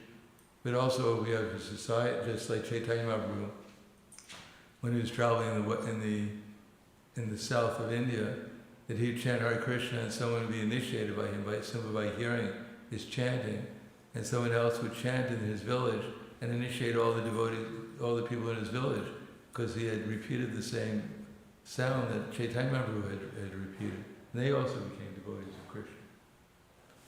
So it's just a misconception, all this personal association. Personal association for what? So we can hear about their marital problems and give them advice on, on how to deal with financial. What does this personal association mean? What is our conception? The way is getting personal association, they should get it from their, first of all, marital problems should be mostly solved by the grihastas, who actually have some experience in marital problems. Financial problems should be solved by someone who actually knows finances, not because I'm a guru and now I know about finances. Personal association could be there, writing letters, whatever. or having someone writing that. Probably after 70, I think it was around 1971 or something, Prabhupada stopped writing letters. He had his secretaries write the letters. But what's necessary is to understand what the role of the guru is, the initiating guru, what the role of the shiksha gurus in our society are. Otherwise, we're not going to become doomed because we don't have enough initiating gurus. We're going to become doomed because we've given the initiating gurus a service that no one could fulfill who's not a pure devotee, who's not a Mahabhagavad. That's what's ruined our movement. Not the lack of them, but the giving them services that disappoints everyone. Before we just made 20 new authorized initiating gurus in our society. And before that we had around 90 before this year. And we had around 45 to 50 or more. Leave the movement not very auspicious. That's terrible. And then we just appoint new ones without changing the system to cause the old ones to fall down. It's not like the old ones were like bad devotees or wicked or whatever. The system is such it ruins even good devotees. Women and wealth, as Prabhupada said, this is why we fall down. This is the problem.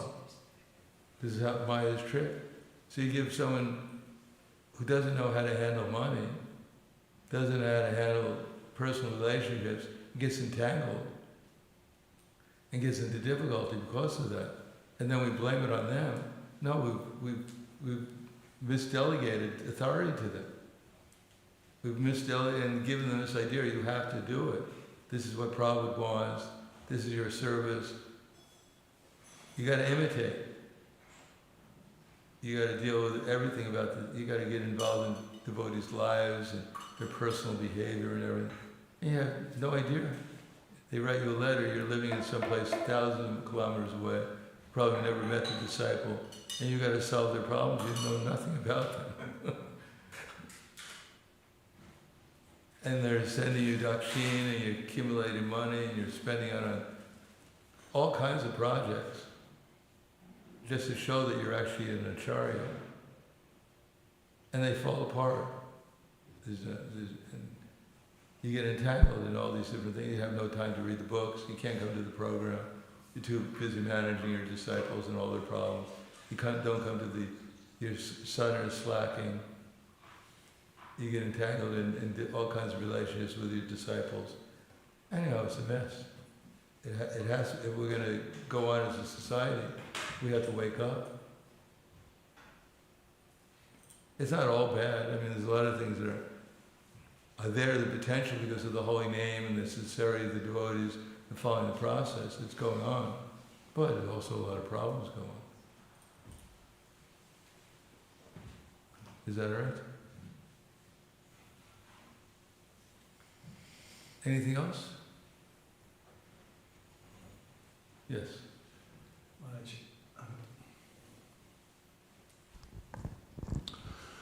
I was one of these devotees who's around, and intuitively I know things are wrong very quickly. I have a lot, but then you end up like being negative. You add up more and more. You become negative because you don't know how to deal with it, to process it. So now you opened up a lot of things, and then you feel this. I feel this should be. There should be like workshops or further discussions how to process all this, what we do, or from here, or otherwise we just overloaded with this information, and how we deal with it. It's not only personally, but especially in the group, in the community. How to deal with it? Well, if we don't have the information. Nowadays we have so much information on the websites. People go on the web and whatever. Yes, there's a lot of information and there's a lot of different opinions about everything. But it's not like, what I'm saying is like so much different from just common sense. In other words, I think most of it is just common sense that if we And if our main emphasis should be on sadhana, following the process, and preaching to the innocent, and creating loving relationships between each other. I mean, is it so difficult to understand that, to a certain extent, that there's at least some devotees who feel fanatically about their disciples, about their guru, and that they form different groups within our society, and that different gurus have different opinions on many things, including what I just talked about, and that's divided our society up. India was going to split from our society because of the women Diksha Guru issue.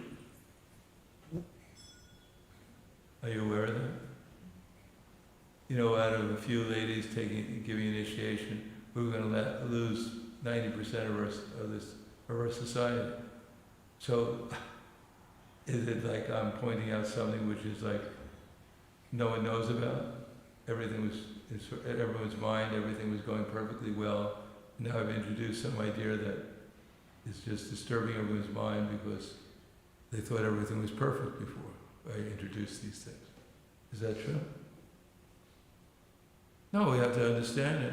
But it's not like now we don't love our gurus, we don't obey our guru. But we have to see our authority. We have to see our authority structure. I mean, Prabhupada in his last will only mentioned that the authority structure, the management structure that he created, should continue as it is. Now we've introduced other things into it. So my point is we have to have faith in Prabhupada. If we don't put faith in Prabhupada, we see so many things going wrong, and we don't put faith in Prabhupada's disciples who are following him, then, you know, we're already confused. We have the Ritviks, you know, saying that only we're supposed to take initiation from Prabhupada.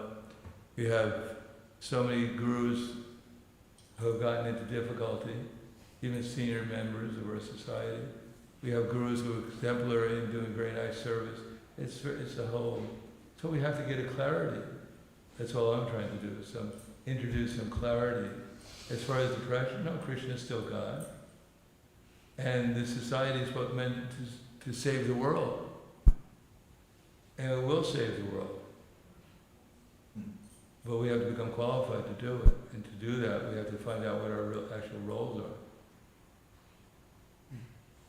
So it's not meant to diminish anyone's faith in anyone. We have to learn how to see the devotees with their understanding, what their practical service is, and appreciate what they're doing.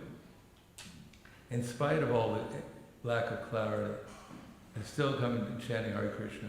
They're still doing service. They're still going on book distribution. They're still bringing people to the movement, to the Hare Krishna movement. But it should be much more. And when there's more clarity, when it becomes everyone's in mind, when everything is simpler, then we'll become even more successful. So there's disturbances because we have lack of clarity of what's going on. And that lack of clarity will not be solved just by sweeping it under the carpet. It has to be brought out. And then if there's some questions or some challenges, whatever, sure, then we have to be prepared to address them. That's why we're asking for questions. But ultimately the clarity is that we should see Krishna behind everything. And, the Gaudiya Math Prabhupada appreciated, although he says things in this verse. But he also appreciated that they were preaching Krishna consciousness to the best of their ability. Prabhupada criticized, but he also had the positive aspect too. It's not black and white. Hare Krishna. Any other questions? Comments?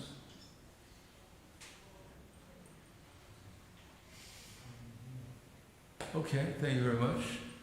Srila Prabhupada ki jai, Samaveda Bhaktivinoda ki jai, Gaur Premanande.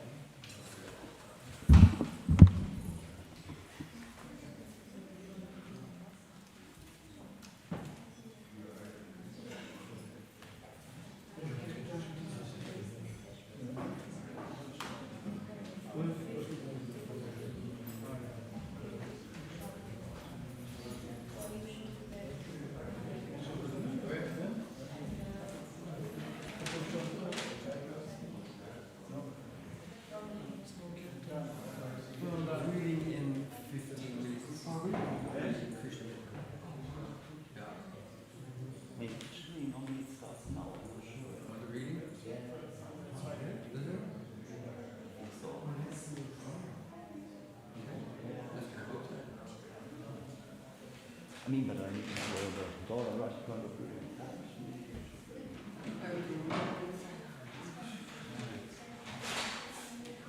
No, it's back to Rick. Maybe we can ask him. Back to Rick, do we sing or read? Because because the time for acting is over. It's over. So we can't. I know. This is very fast.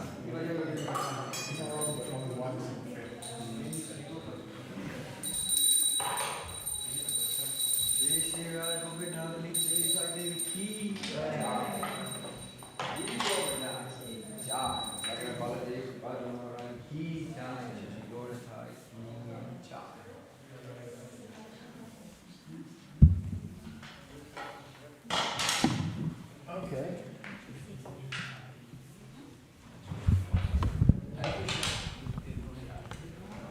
It's just finished now, but at 9:15. Hare Krishna. So now we're doing Krishna book. That's it. 1:45. You want to go downstairs and go to kitchen and Hare Krishna. Yes, that's it. All right. So the next part of the program is the reading of Krishna book. Everybody's invited. It is in English. It will last until it will last until 8:15, and then there will be bhajans in the temple room, and 10 to 9 is the last darshan. So everybody invited. Everybody's welcome. Before we start reading, there's a small invocation. You'll find it on page 1 of the book. And the text goes like this. Krishna, Krishna, Krishna, Krishna, Krishna, Krishna, Krishna, Hare Krishna, Krishna, Krishna, Krishna, Krishna, Krishna, Krishna, Hare Krishna, Krishna, Krishna, Krishna, Krishna, Krishna, Krishna, Hare Krishna, Krishna, Krishna, Krishna, Krishna, Krishna, Krishna, Hare Krishna, Krishna, Krishna, Krishna, Krishna, Krishna, Rakshama.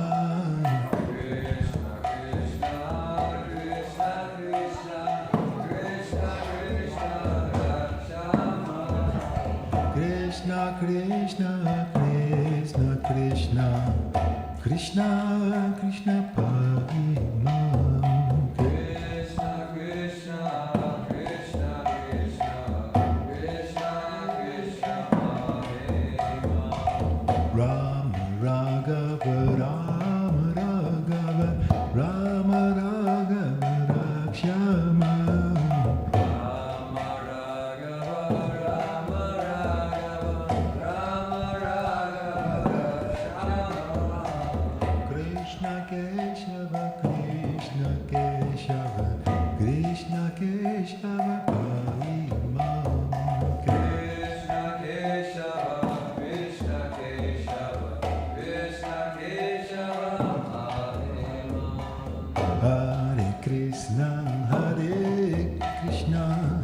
Krishna, Krishna, Hare Hare, Hare Rama, Hare Rama, Rama Rama, Hare Hare,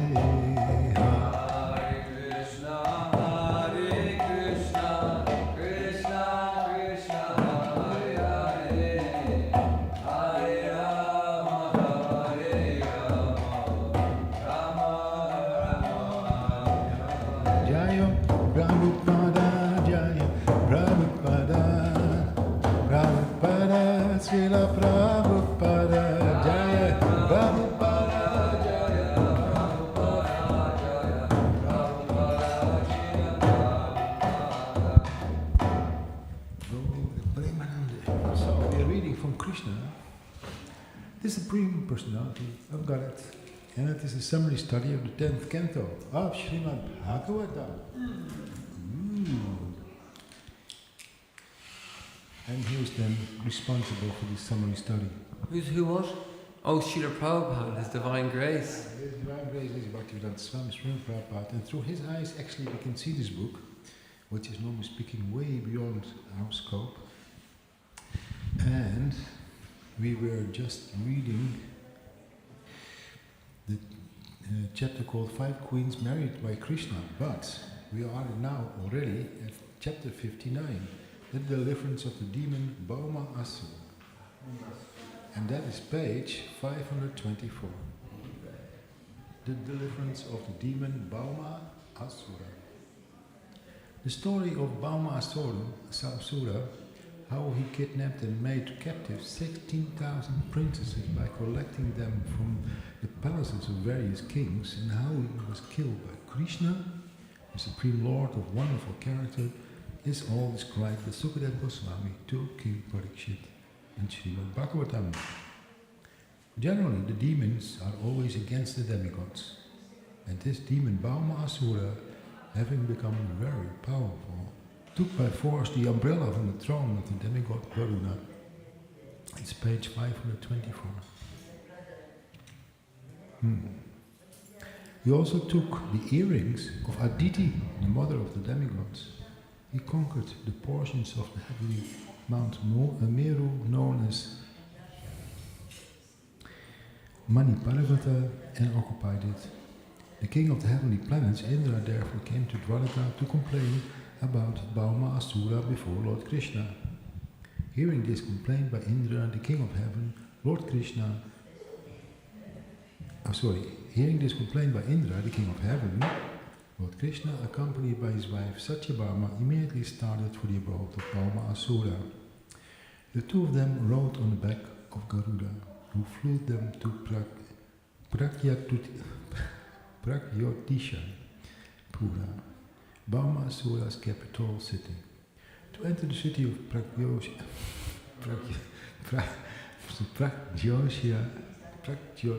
sorry, I still with a different name in my mind, and all the time it starts to fluctuate between the two. To enter the city of Pragyotisha Pura was not a very easy task, because it was well fortified. First of all, there were 4 strongholds guarding the 4 directions of the city, which was well protected on all sides by formidable military strength.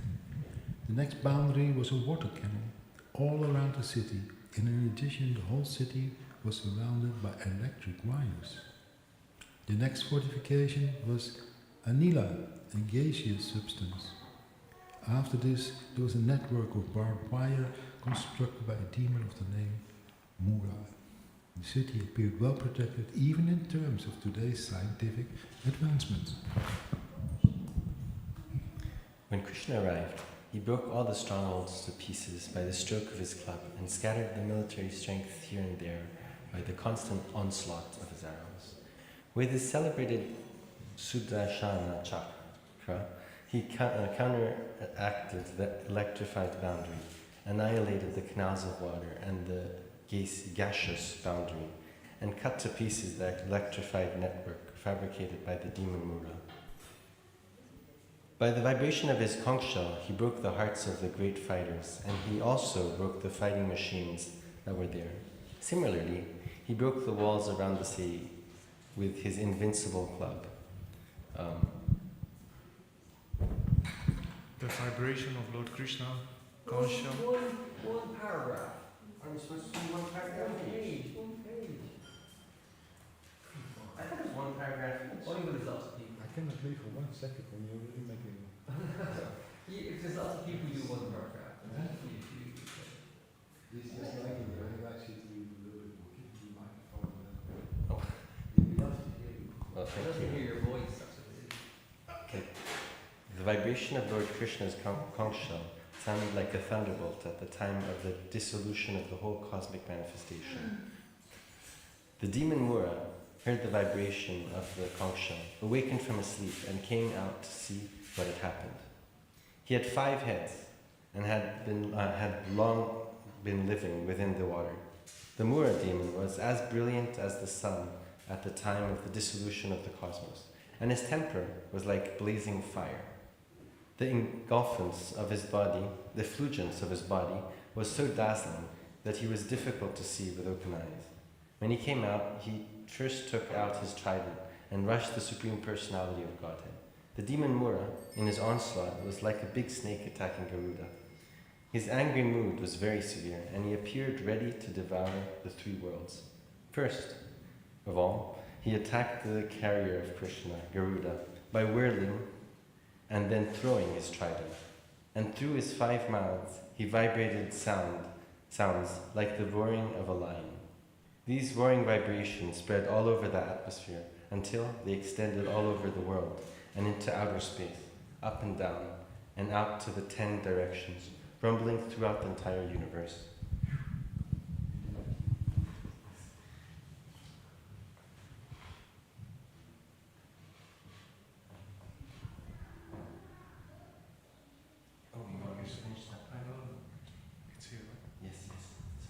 Lord Krishna saw that the trident of the Mura demon was rushing towards his carrier, Garuda. Immediately, by a trick of his hand, he took 2 arrows and threw them toward the trident, cutting it to pieces. Simultaneously, using many arrows, he pierced the mouth of the demon Mura. When the Mura demon saw himself outmaneuvered by the Supreme Personality of Godhead, he immediately began to strike the Lord in great anger with his club. But Lord Krishna, with his own club, broke the club of Mura to pieces before it could reach him. The demon,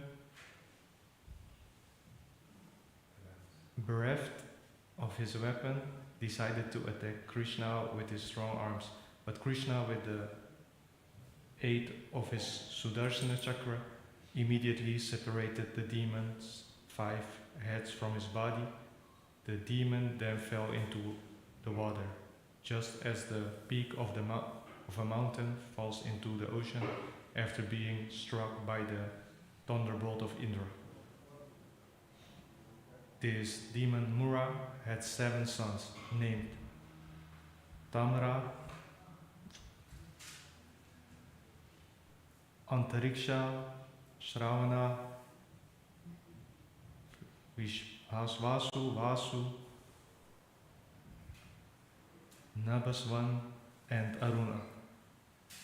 All of them became puffed up and vengeful because of the death of their father. And to retaliate, they prepared in great anger to fight with Krishna. They equipped themselves with the necessary weapons and situated Pita, another demon, to act as the commander in the battle by the order of Bhaumasura. All of them combinedly attacked Krishna. When they came before Lord Krishna, they began to shower him with many kinds of weapons, like swords, clubs, lances, arrows, and tridents.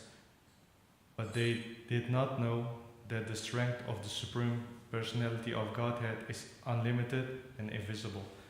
Krishna, with his arrows, cut all the weapons of the men of Bhaumasura into pieces like grains. Krishna then threw his weapons, and Bhaumasura's commander-in-chief, Pita, along with his assistants, fell down, their military dress cut off, and their heads, legs, arms, and thighs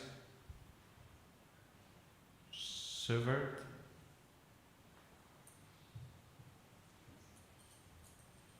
All of them were sent to the superintendent of death, Yamraja. Bhaumasura, who was also known as Narkasur, happened to be the son of the earth personified.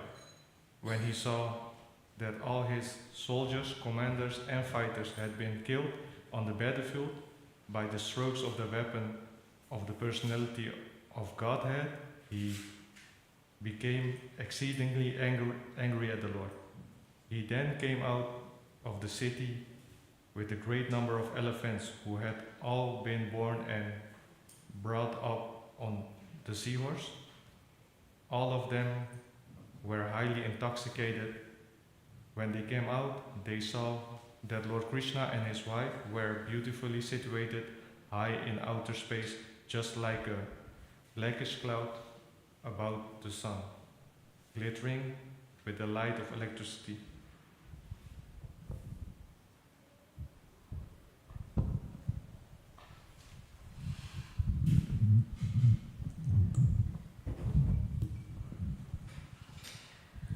The demon Bhaumasura immediately released a weapon called Shatagni, by which he could kill hundreds of warriors with one stroke, and all his assistants simultaneously threw their respective weapons at the Supreme Personality of Godhead. Lord Krishna counteracted all these weapons by releasing his feathered arrows. The result of this fight was that all the soldiers and commanders of Bhaumasura fell to the ground, their arms, legs, and heads separated from their trunks, and all their horses and elephants also fell with them. In this way, all the weapons released by Bhaumasura were cut to pieces by the Lord's arrows. The Lord was fighting on the back of Garuda, who was helping him by striking the horses and elephants with his wings and scratching their heads with his nails and sharp beak. The elephants, feeling much pain from Garuda's attack on them, all dispersed from the battlefield. Bhaumasura also remained on the battlefield, and he engaged himself in fighting with Krishna. He saw that Krishna's carrier Garuda had caused great disturbance to his soldiers and elephants, and in great anger he struck Garuda with all his strength, which defied the strength of a thunderbolt. Fortunately, Garuda was not an ordinary bird, and he felt the strokes given by Bhaumasura just as a great elephant feels the impact of a garland of flowers. Bhaumasura thus came to see that none of his tricks would act upon Krishna, and he became aware that all his attempts to kill Krishna would be frustrated. Yet he tried for the last time, taking a trident in his hand to strike him. Krishna was so dexterous that before Bhaumasura could throw his trident, his head was cut off by the sharp Darshan chakra. His head, illuminated by the earrings and a helmet, fell down on the battlefield. On the occasion of Bhaumasura's being killed by Lord Krishna, all the demon's relatives screamed in disappointment, and the saintly persons glorified the chivalrous activities of the Lord. Taking this opportunity, the denizens of the heavenly planets showered flowers on the Lord.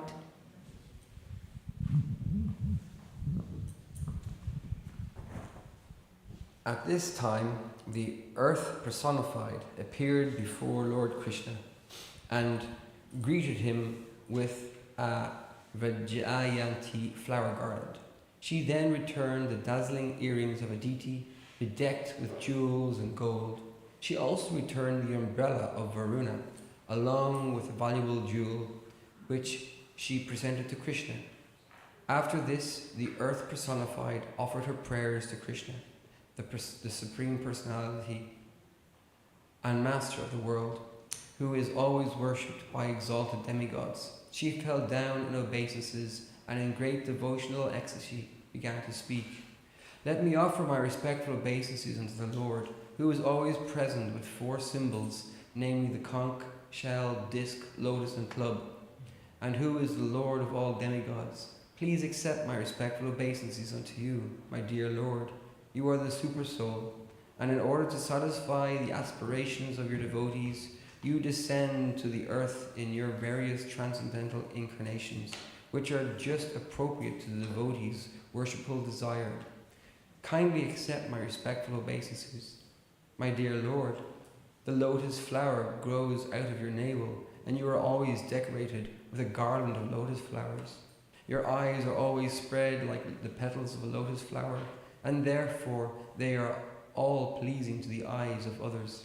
Your soft and delicate lotus feet are always worshipped by your unalloyed devotees, and those lotus feet pacify their lotus-like hearts. I therefore repeatedly offer my respectful obeisances unto you. You possess all beauty, strength, fame, property, knowledge, and renunciation. You are the shelter of all 6 opulences. Although you are all-pervading, you have appeared as the son of Vasudeva. Please, therefore, accept my respectful obeisances. You are the original Supreme Personality of Godhead and the supreme cause of all causes. Only your Lordship is the reservoir of all knowledge. Let me offer my respectful obeisances unto you. Personally, you are unborn. Still, you are the Father of the whole cosmic manifestation. You are the reservoir and shelter of all kinds of energies, and manifested appear in this world. The manifested appearance of this world is caused by you, and you are both the cause and effect of this cosmic manifestation. Please, therefore, accept my respectful obeisances. Let's see, will he do it? I hope so. I really hope so. My dear Lord, as for the 3 gods, Brahma, Vishnu and Shiva, they are not independent of you. When there is a necessity of creating this cosmic manifestation, you create your passionate appearance of Brahma. And when you want to maintain this cosmic manifestation, you expand yourself as Lord Vishnu, the reservoir of all goodness. Similarly, you appear as Lord Shiva, master of the mode of ignorance, and thus dissolve the whole creation. You always maintain your transcendental position, in spite of creating these 3 modes of material nature. You are never entangled in these modes of nature, as the ordinary living entities are. Actually, my Lord, you are the material nature. You are the Father of the universe, and you are eternal time, which has caused the combination of the elements of nature and the manifestation of the material creation. Still, you are always transcendental to all these material activities. My dear Lord, O Supreme Personality of Godhead, I know that earth, water, fire, air, sky, the 5 sense objects, mind, the senses, and their deities, egotism, and the total material energy, all these things, animate and inanimate, in this phenomenal world rest upon you. Since everything is produced of you, nothing can be separate from you. Yet, since you are transcendentally situated, nothing material can be identified with your personality. Everything is there, for simultaneously one and with you and different from you. And the philosophers who try to separate everything from you are certainly mistaken in their viewpoint. My dear Lord, may I inform you that this boy, whose name is Bhagadatta, is the son of my son, Bhaumahasura. He has been very much affected by the ghastly situation created by the devil, his father, and has become very much confused and afraid. I have therefore brought him to surrender unto your lotus feet. I request your Lordship to give shelter to this boy and bless him with your lotus feet. I bring him to you so that you may be relieved of the reactions of all the sinful activities of his father.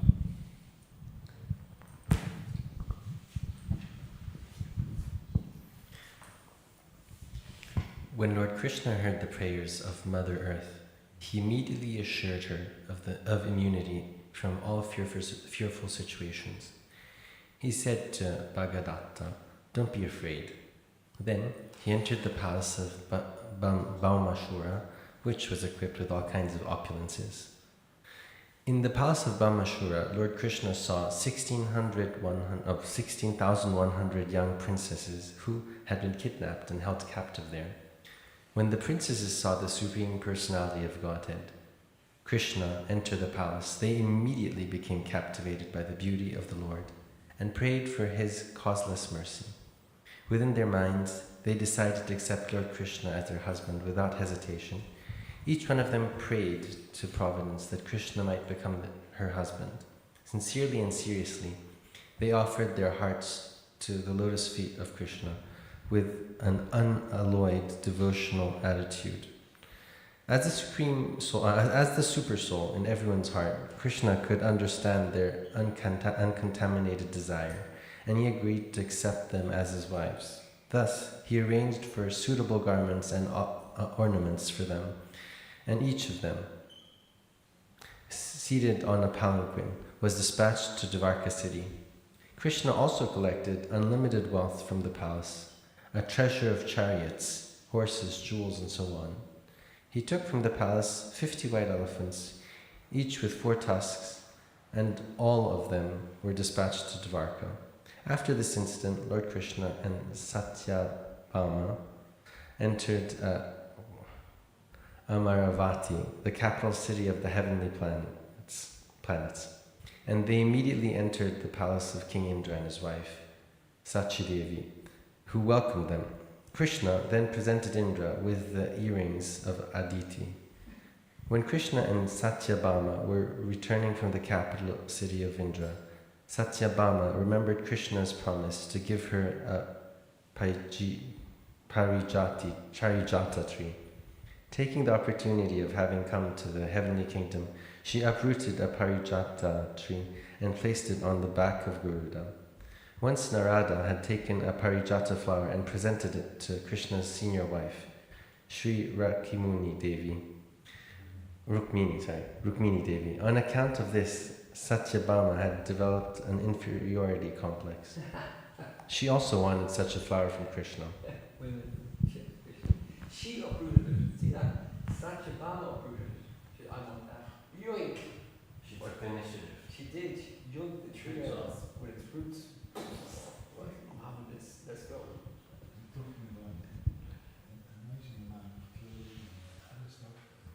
Yeah, but it's Satyabhama's little queen.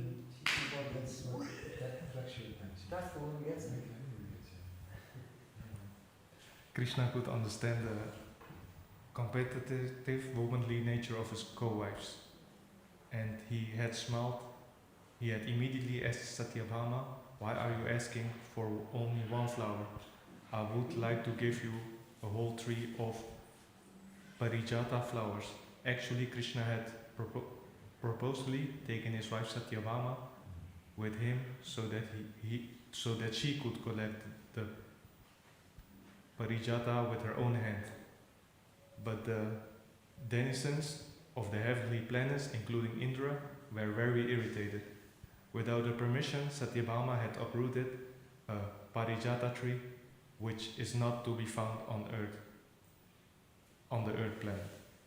Indra, along with other demigods, offered opposition to Krishna and Satyabhama for taking away the tree. But in order to please his favorite wife Satyabhama, Krishna became determined and adamant, so there was a fight between the demigods and Krishna. As usual, Krishna came out victorious. Yay! And he triumphantly brought the Parijata tree chosen by his wife to this earth planet, to Dwarika. After this, the tree was installed in the palace garden of Satyabhama. On account of this extraordinary tree, the garden house of Satyabhama became extraordinarily beautiful. As the Parijata tree came down to the earth planet, the fragrance of its flowers also came down, and the celestial drones migrated to this earth in search of their fragrance and honey. King Indra's behavior toward Krishna was not very much appreciated by great sages like Sukdeva Goswami. Out of his causeless mercy, Krishna had gone to the heavenly kingdom, Amaravati, to present King Indra with his mother's earrings, which had been lost to Bhaumasura, and Indra had been very glad to receive them. But when a Parijata tree from the heavenly kingdom was taken by Krishna, Indra had fought with him. This was self-interest on the part of Indra. He had offered his prayer, dipping down his head to the lotus feet of Krishna. But soon as his purpose had been served, he became a different creature. That is the way of the dealings of materialistic men. Materialistic men are always interested in their own profit. For this purpose, they can offer any kind of respect to anyone, but when their personal interest is over, they are no longer friends.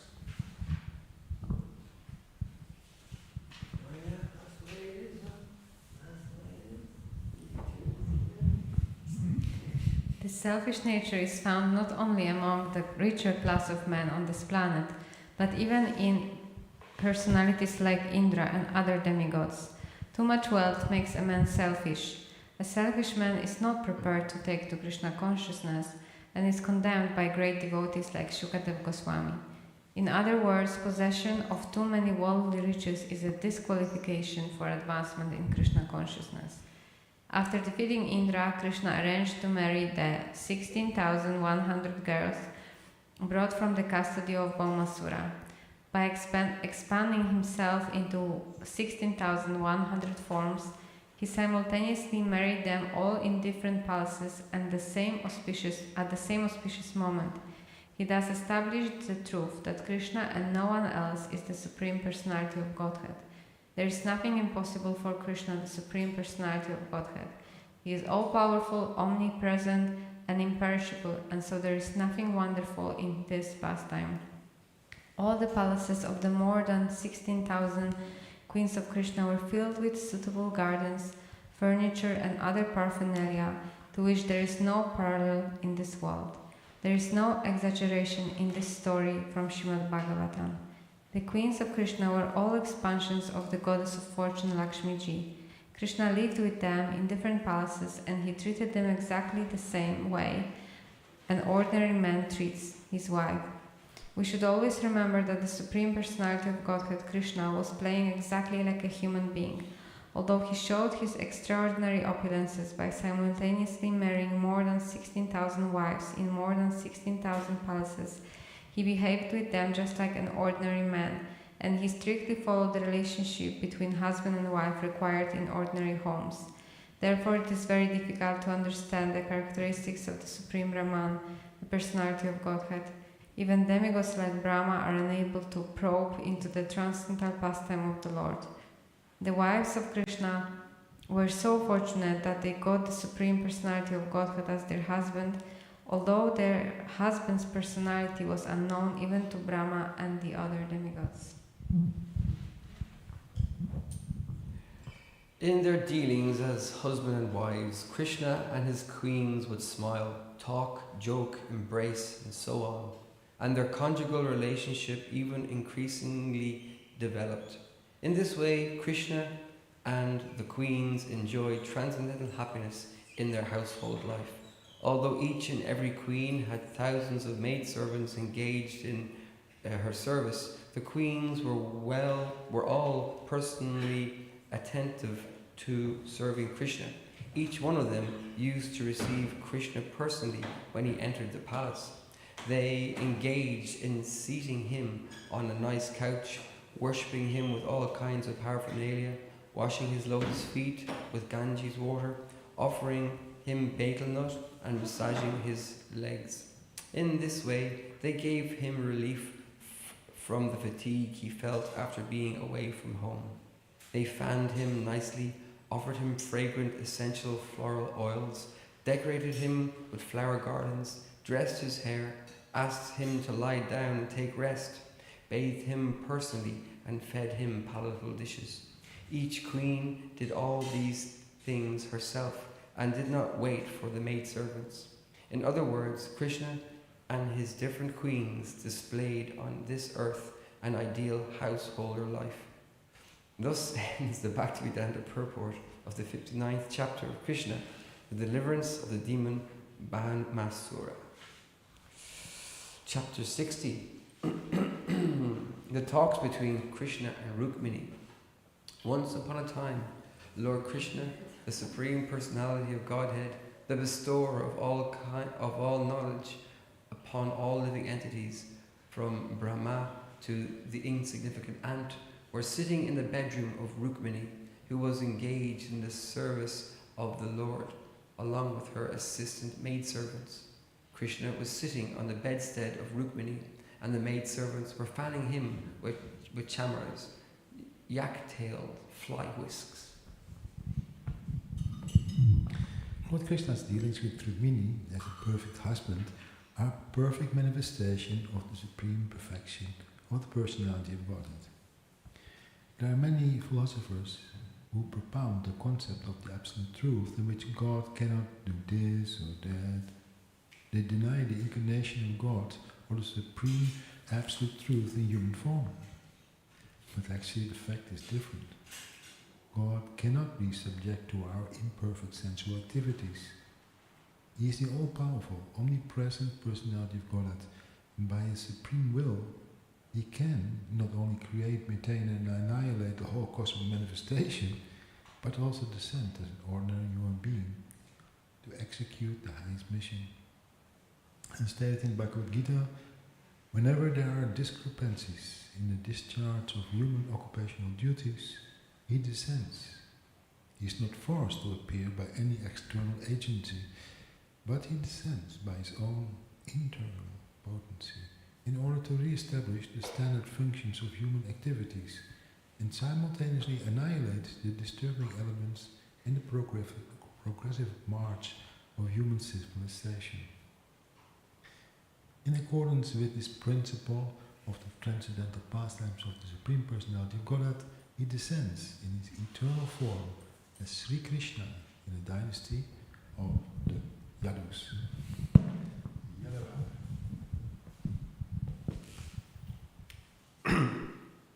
The palace of Rukmini was wonderfully furnished.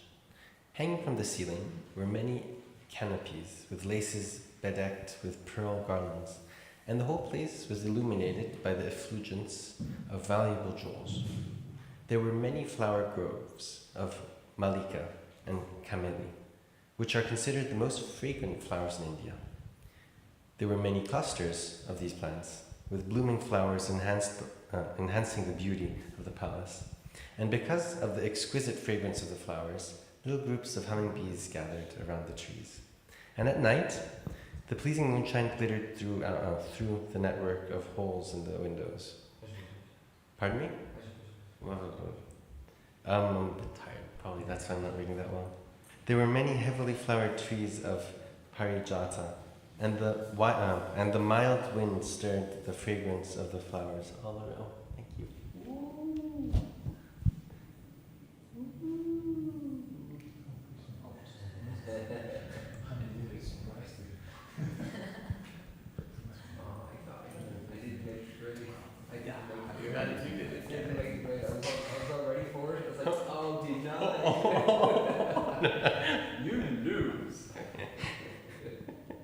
Jeez, where was I?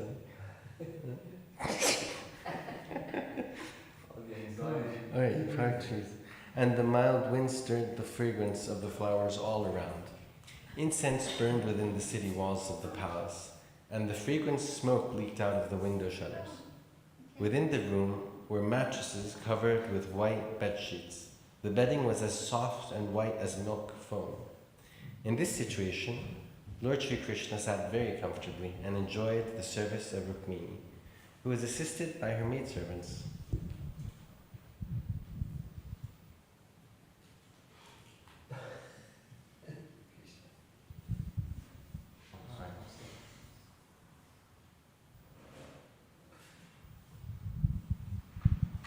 Rukmini was very eager to get the opportunities to serve her husband, the Supreme Personality of Godhead. She therefore wanted to serve the Lord personally and took the handle of the kamara from the hand of a maid servant and began to move the fan. The handle of the kamara was made of gold and bedecked with valuable jewels, and it became more beautiful when taken by Rukmini, because all of her fingers were beautiful set with jeweled rings. Her legs were decorated with jeweled ankle bells, which rang very softly between the pleats of her sari. Rukmini raised breasts were smeared with kunkuma and saffron. Thus her beauty was enhanced by the reflection of the reddish color emanating from her covered breast. Her high hips were decorated with a jeweled lace girdle and a locket of great foliage hung on her neck. Above all, because she was engaged in the service of Lord Krishna. Although at that time she was old enough to have grown-up sons, her beautiful body was beyond compare in the three worlds.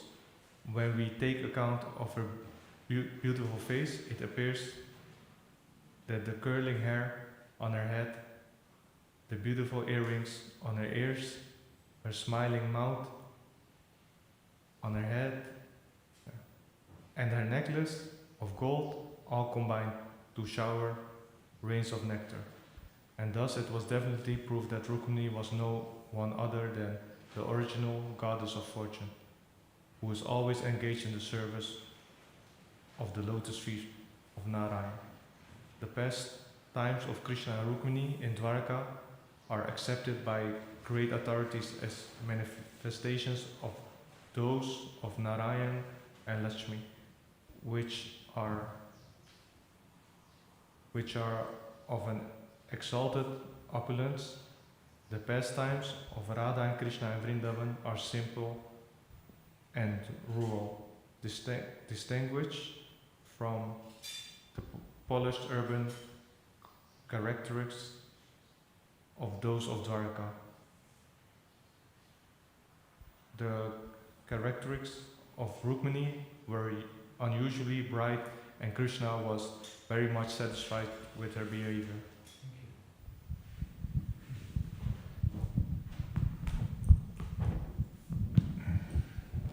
Krishna had experienced that when Rukmini was offered the Parijata flower by Narada Muni, Satyabhama had become envious of her co-wife and had immediately demanded a similar flower from Krishna.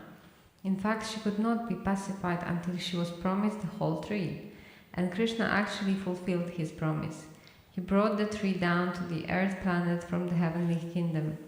After this episode, Krishna expected that because Satyabhama had been rewarded with a full tree of Parijata, Rukmini would also demand something.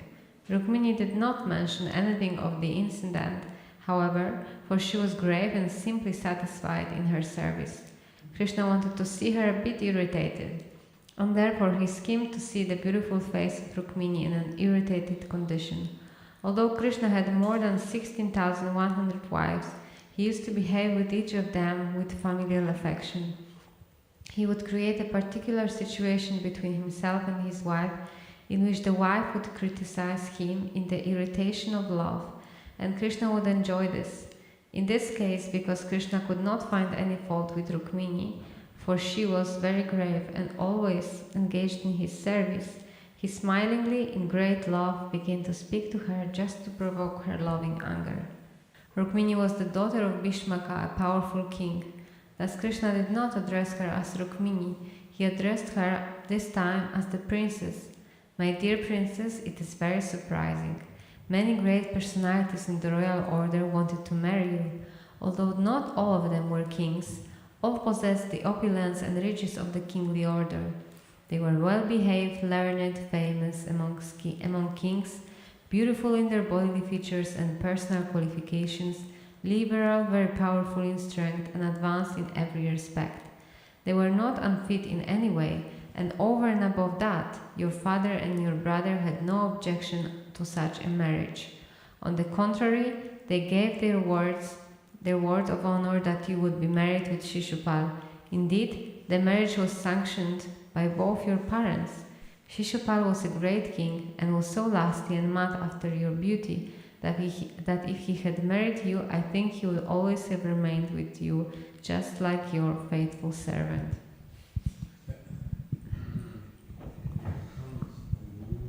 In comparison to Shishupal, with his personal qualities, I am nothing, and you may personally realize it.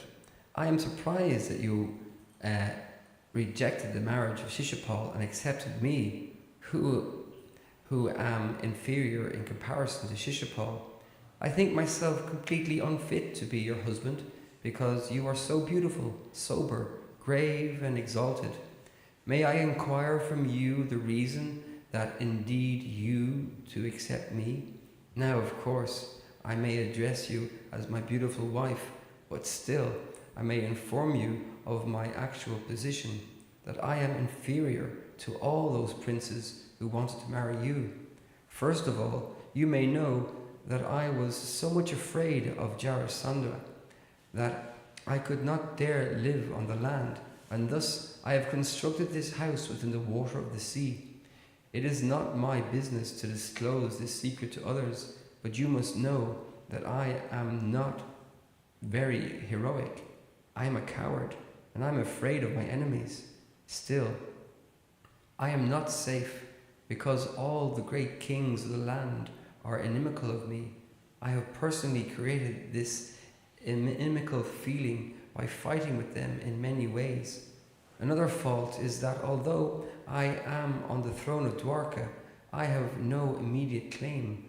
Although I got a kingdom by killing many maternal uncles, Kamsa, the kingdom was to go to my grandfather.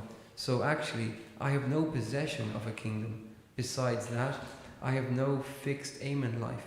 People cannot understand me very well.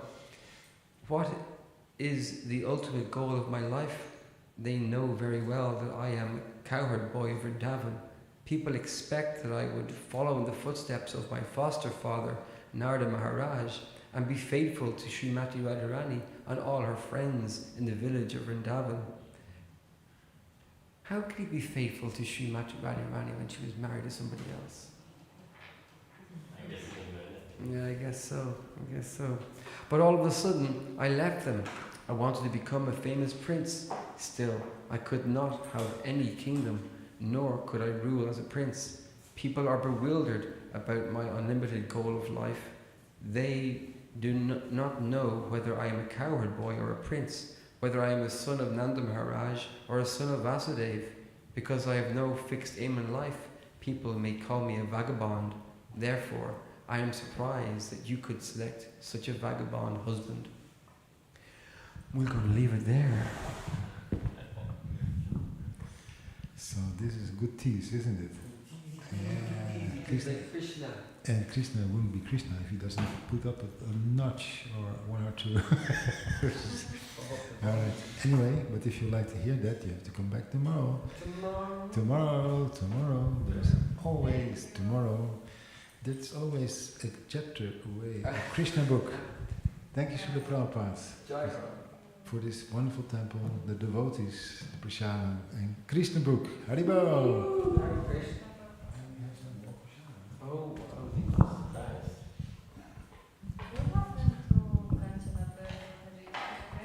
she's away for a few days.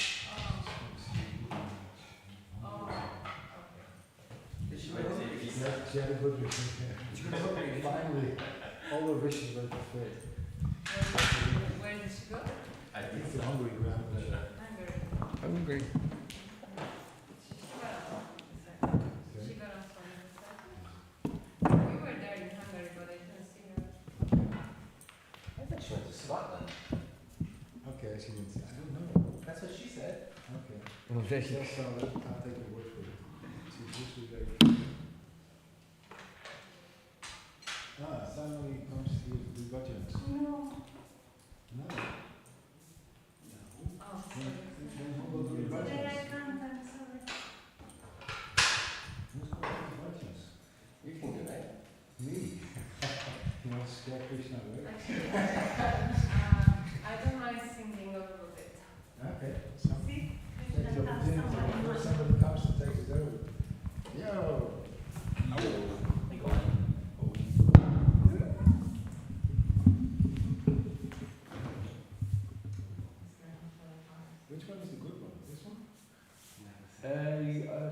changed so much these days. It's hard to know.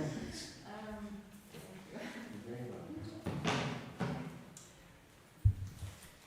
hard to know.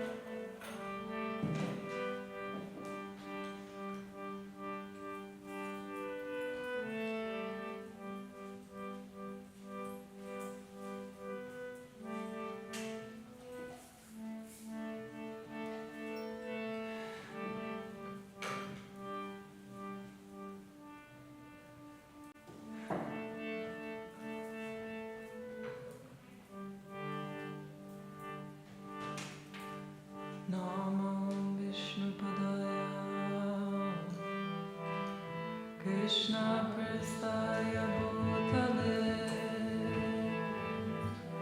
Shrimate Bhaktivedanta Swami Diti Namine Namaste Saraswati Devi Gauravani Pracharine Nirvishesha Shunyavadi Pashyata Deshatarine Shri Krishna Chaitanya Prabhu Nityananda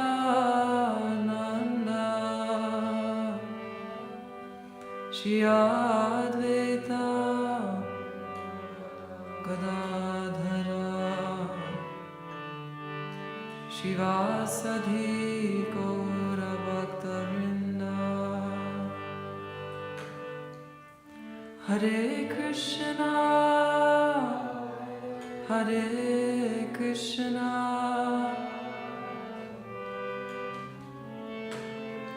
Krishna Krishna Hare Hare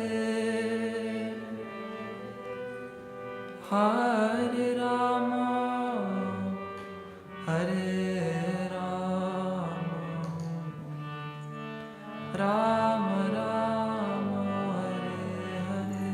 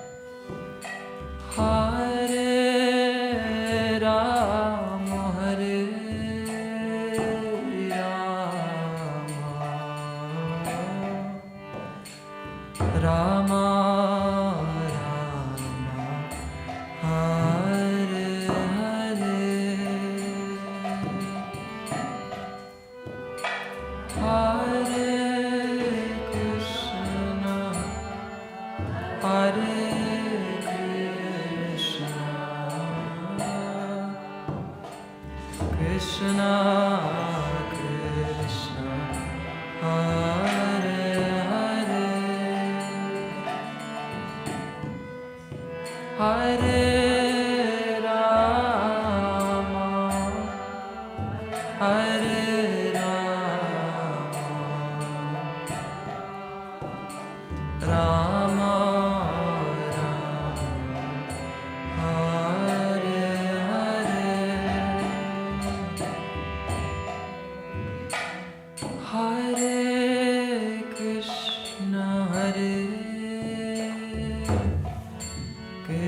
Krishna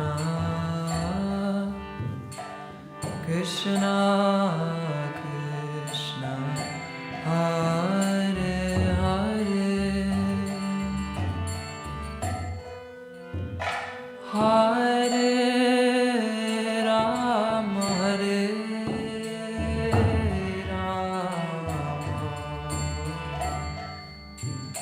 Rama Rama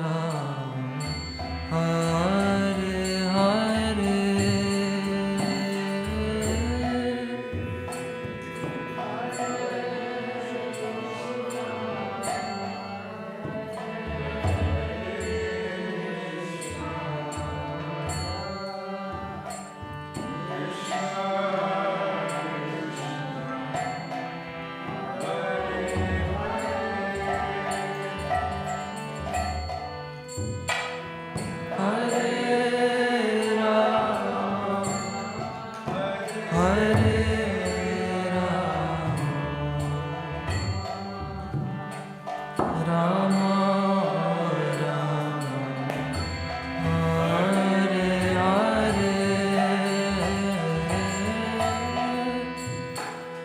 Hare Hare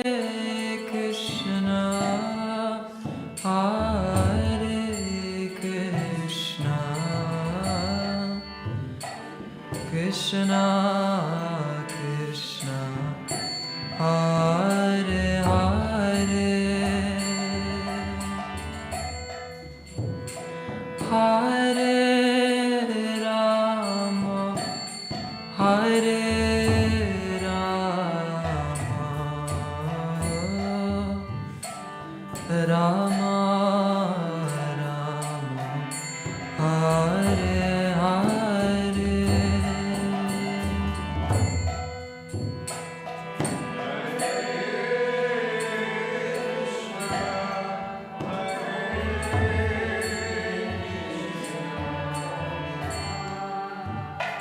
Krishna Krishna Hare Hare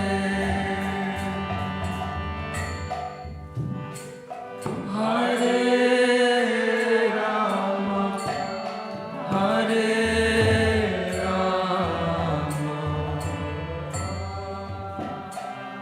Rama Rama Hare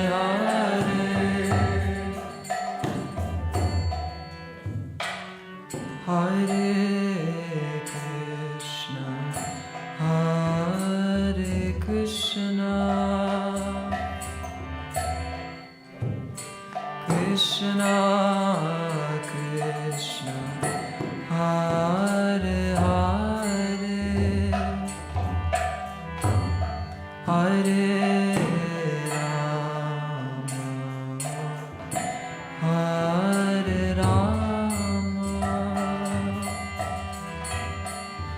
Rama Rama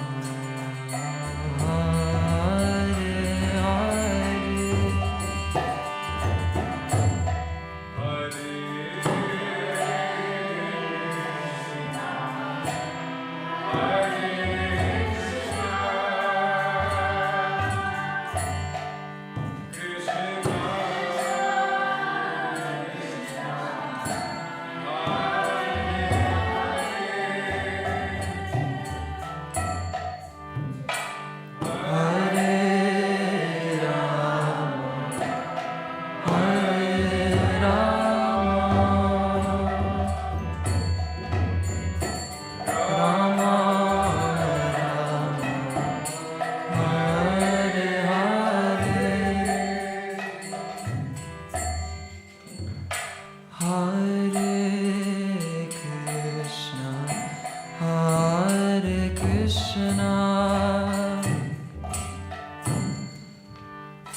Krishna Krishna Hare Hare Hare Rama Hare Rama Rama Rama Hare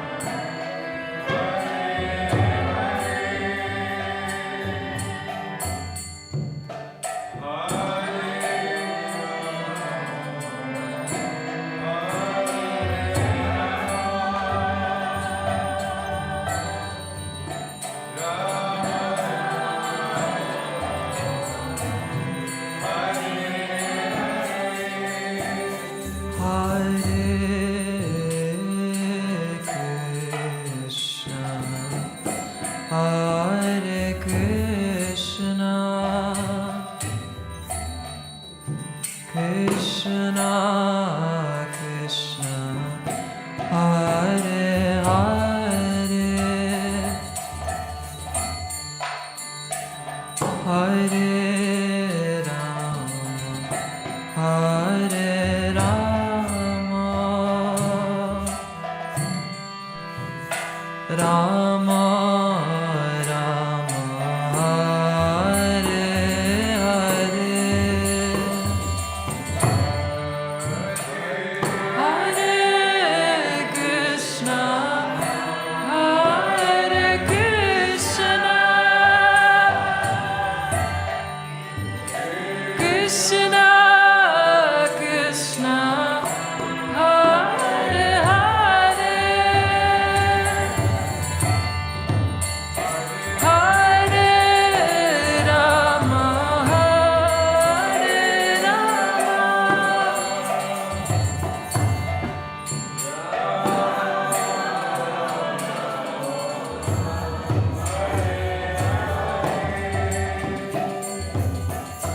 Hare Krishna, Hare Krishna, Krishna Krishna, Hare Hare,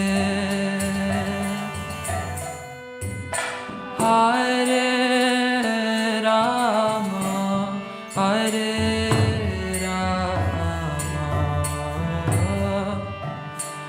Rama, Rama, Hare Hare,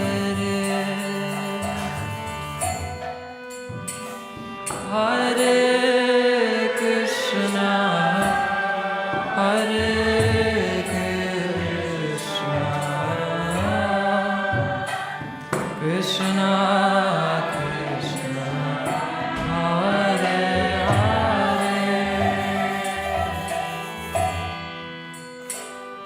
Hare Rama, Hare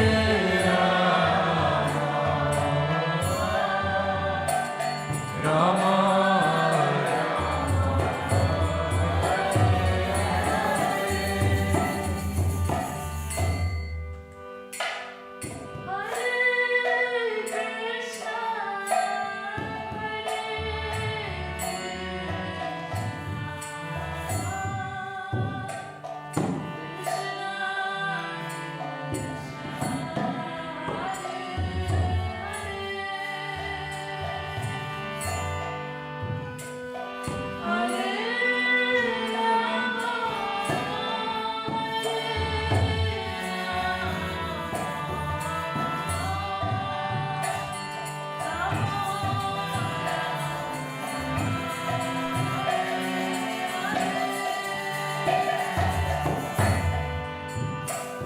Hare Krishna, Hare Krishna, Krishna Krishna, Hare Hare, Hare Rama, Hare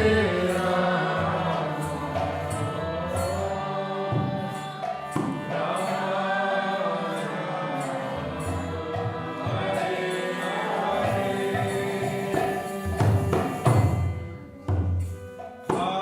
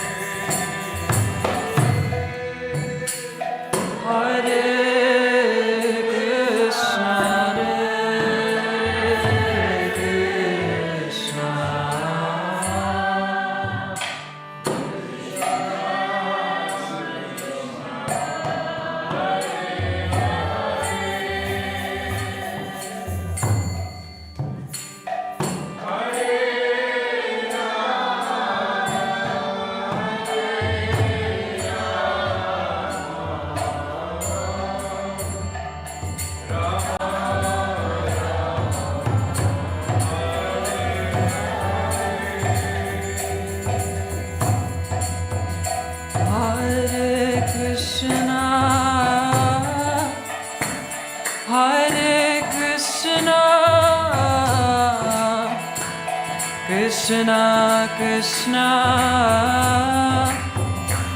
Hare Hare Hare Rama Hare Rama Rama Rama Hare Hare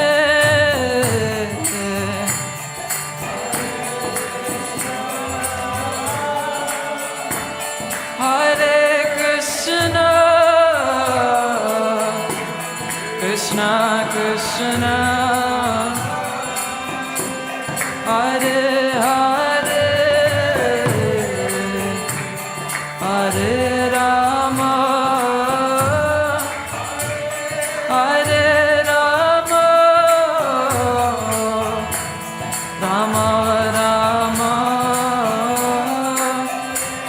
Hare Hare Hare Krishna Hare Krishna Krishna Krishna Hare Hare Hare Rama Hare Rama Rama Rama Hare Hare Krishna Hare Krishna Krishna Krishna Hare Hare Hare Rama Hare Rama Rama Rama Hare Hare Hare Krishna Hare Krishna Krishna Krishna Hare Hare Hare Rama Hare Rama Rama Rama Hare Hare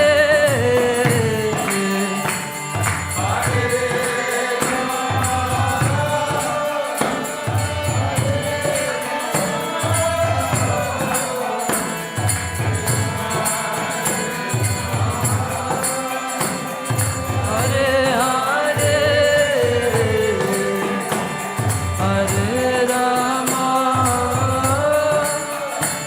Hare Rama Rama Rama Hare Hare Hare Krishna Hare Krishna Krishna Krishna Hare Hare Hare Rama Hare Rama Rama Rama Hare Hare Krishna Hare Krishna Krishna Krishna Hare Hare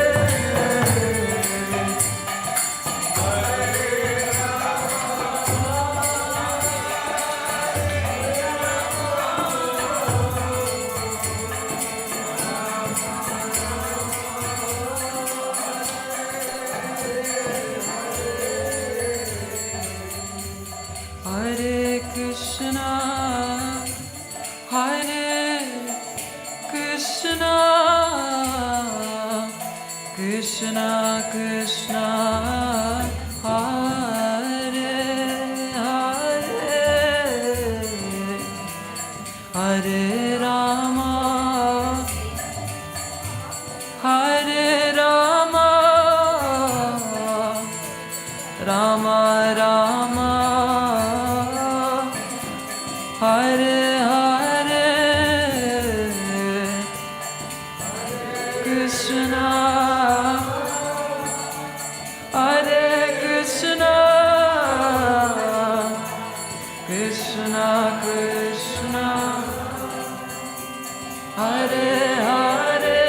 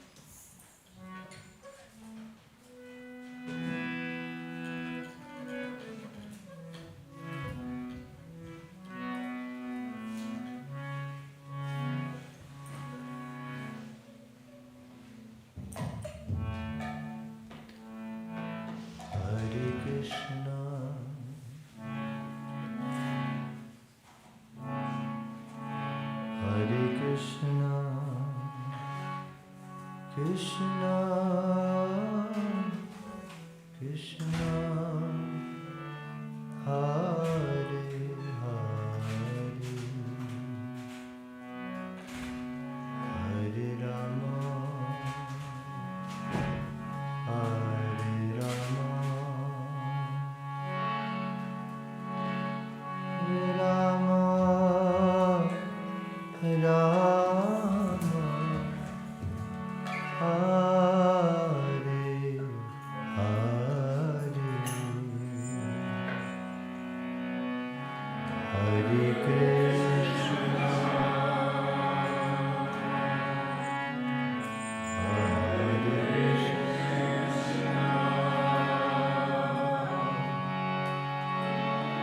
Krishna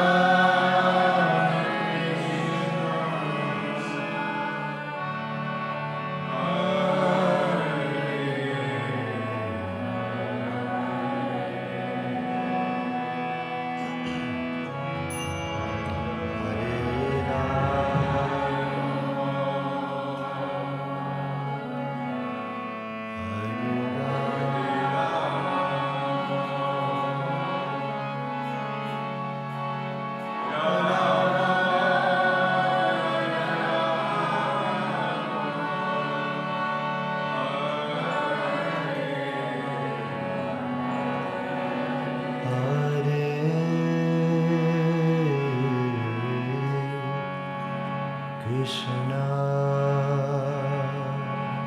Hare Krishna Krishna Krishna Hare Hare Hare Rama Hare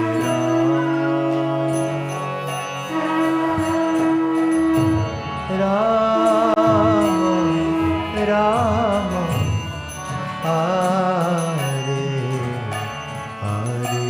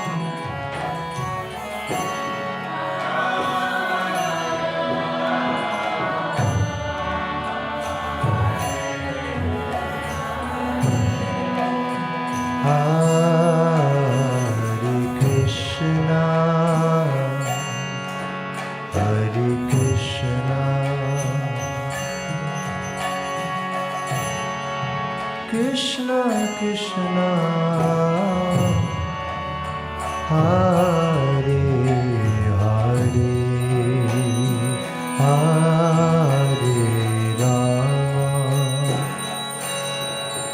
Hare Rama Rama Rama Hare Hare Hare Krishna Hare Krishna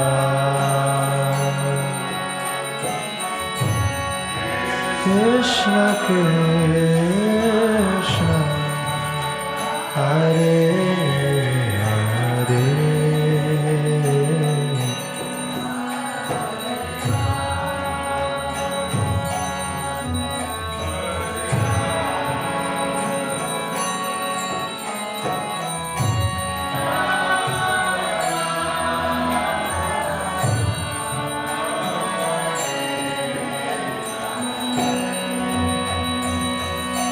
Hare Krishna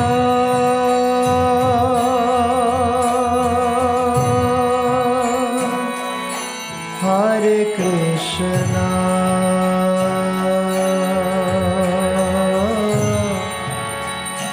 Krishna Krishna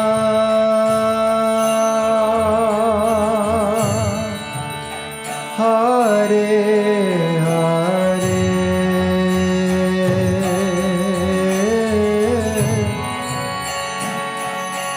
Hare Rama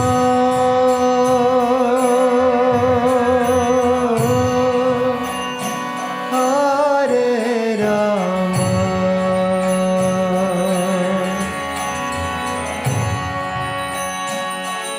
Rama Rama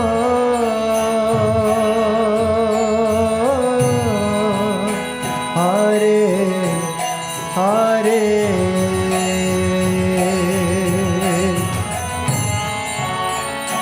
Hare Krishna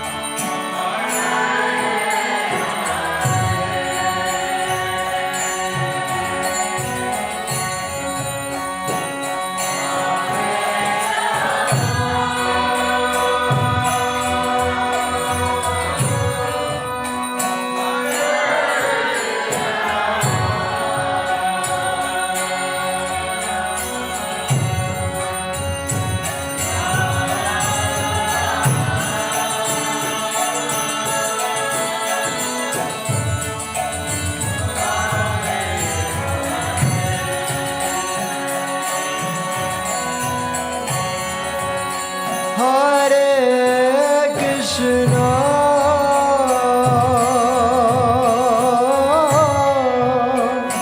Hare Krishna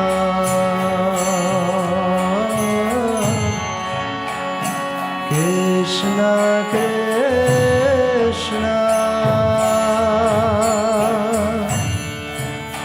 Hare Hare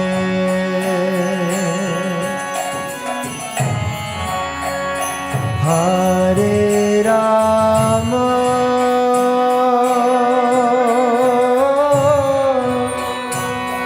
Hare Rama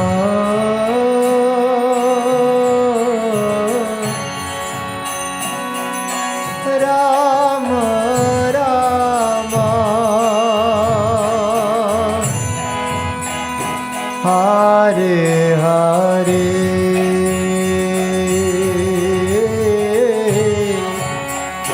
Hare Krishna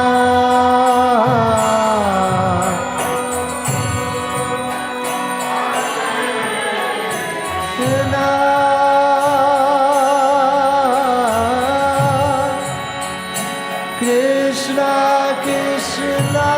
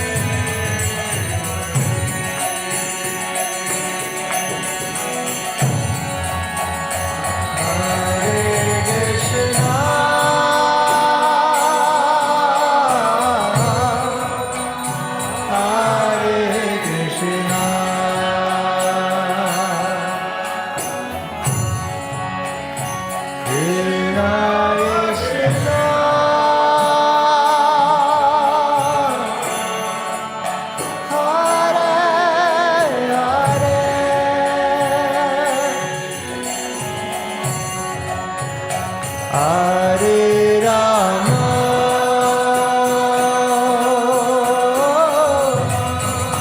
Hare Rama,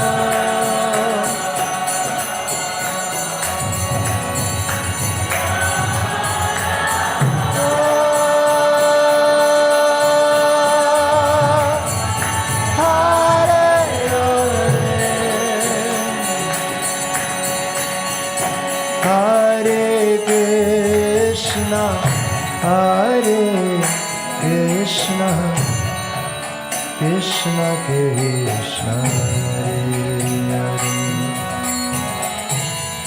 Hare Rama, Hare Rama, Rama Rama, Hare Hare.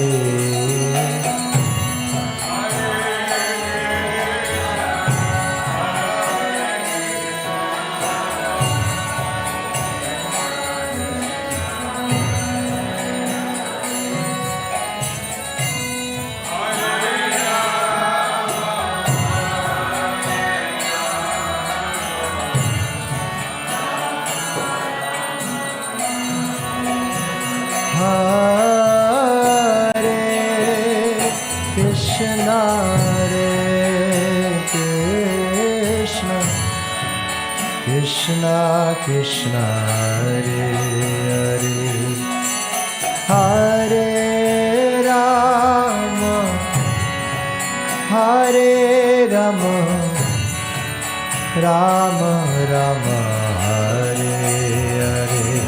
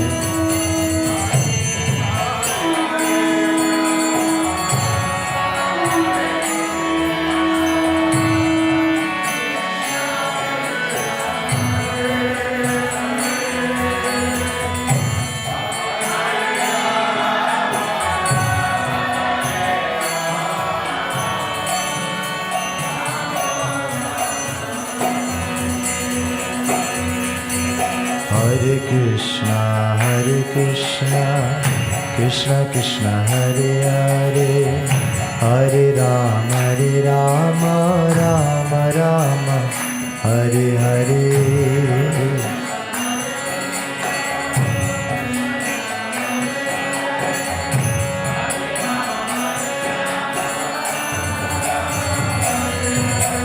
Hare Krishna, Krishna Krishna, Hare Hare, Hare Rama, Rama Rama, Hare Hare. Hare Krishna, Krishna Krishna, Hare Hare, Hare Rama, Rama Rama, Hare Hare.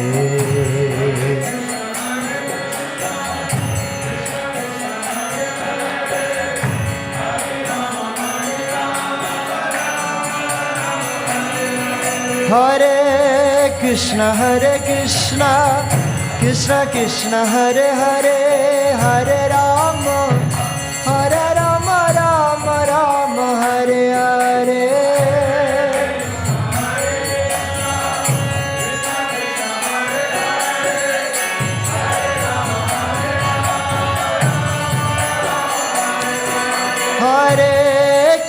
Hare Krishna, Krishna Krishna, Hare Hare, Hare Rama, Rama Rama, Hare Hare.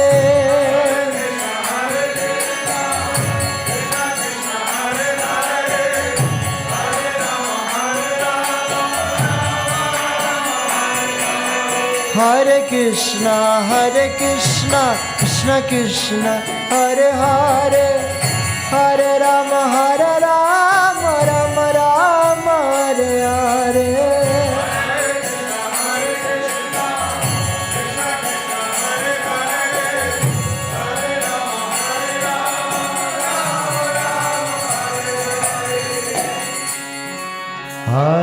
Krishna, Hare Krishna, Krishna Krishna, Hare Hare, Hare Rama, Hare Rama, Rama Rama, Hare Hare.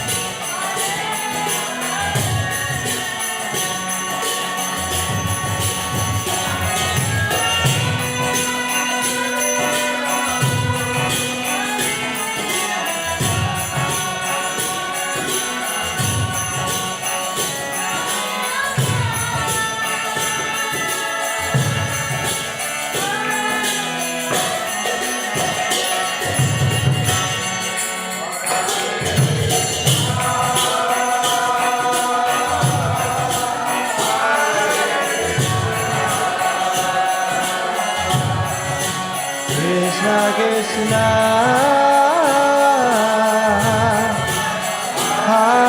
Hare Hare, Hare Rama, Hare Rama.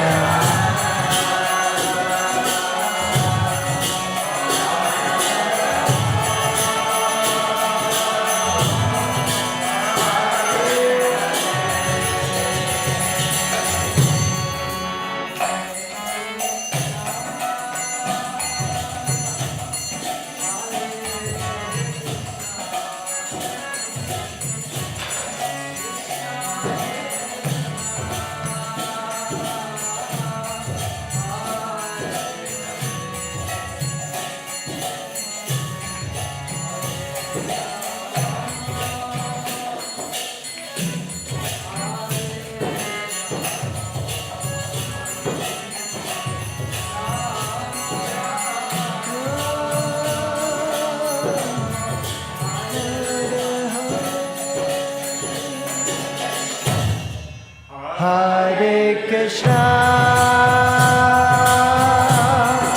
Hare Krishna,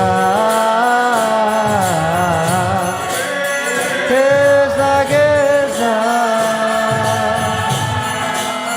Hare Hare, Hare Rama, Hare Rama.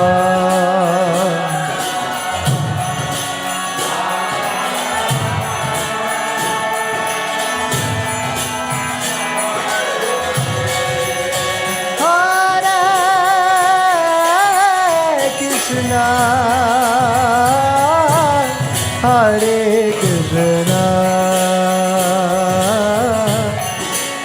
Krishna Krishna, Hare Hare, Hare Rama, Hare Rama, Rama Rama,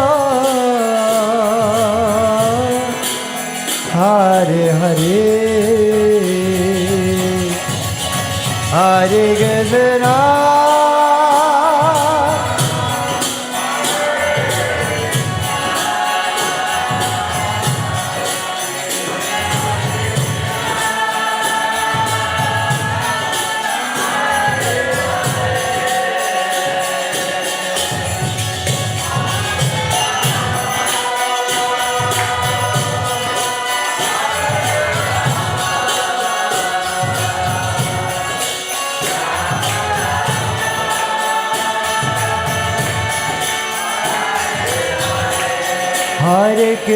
Hare Krishna, Krishna Krishna, Hare Hare, Hare Rama, Hare Rama, Rama Rama, Hare Hare.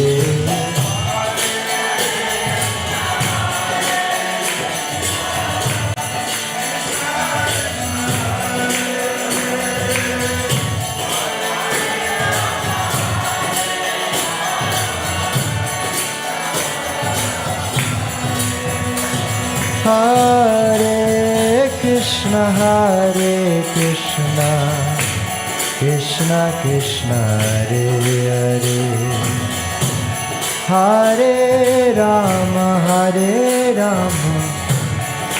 Rama Rama, Hare Hare.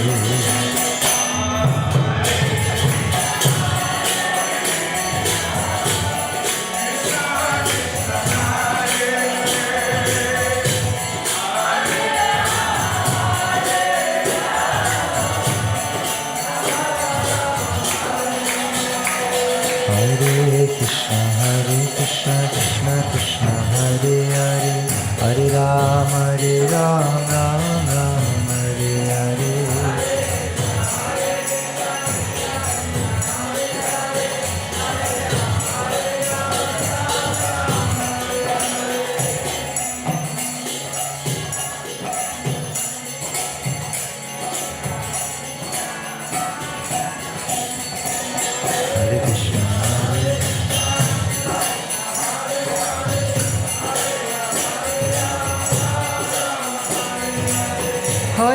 Hare Krishna, Krishna Krishna, Hare Hare, Hare Ram, Ram Ram, Hare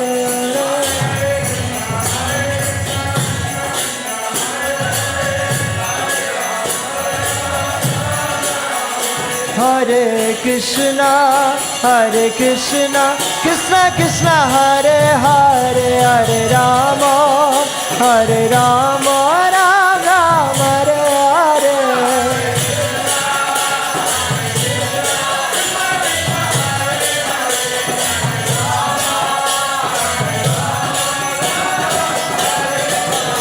Hare Krishna, Krishna Krishna, Hare Hare, Hare Rama, Ram Ram, Hare Hare.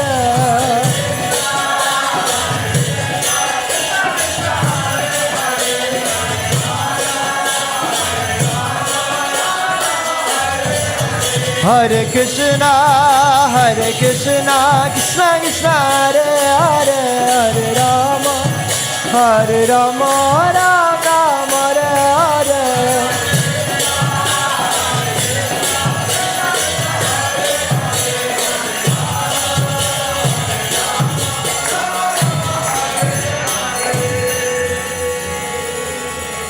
All together. Hare Krishna,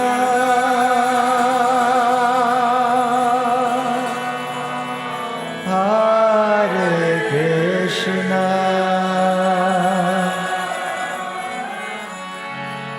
Krishna Krishna,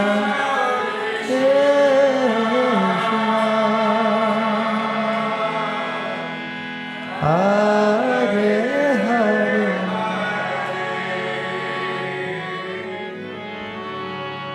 Hare Rama,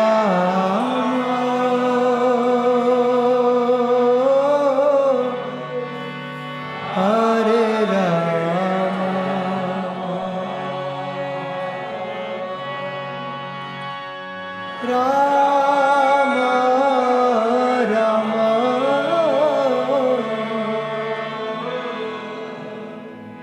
Hare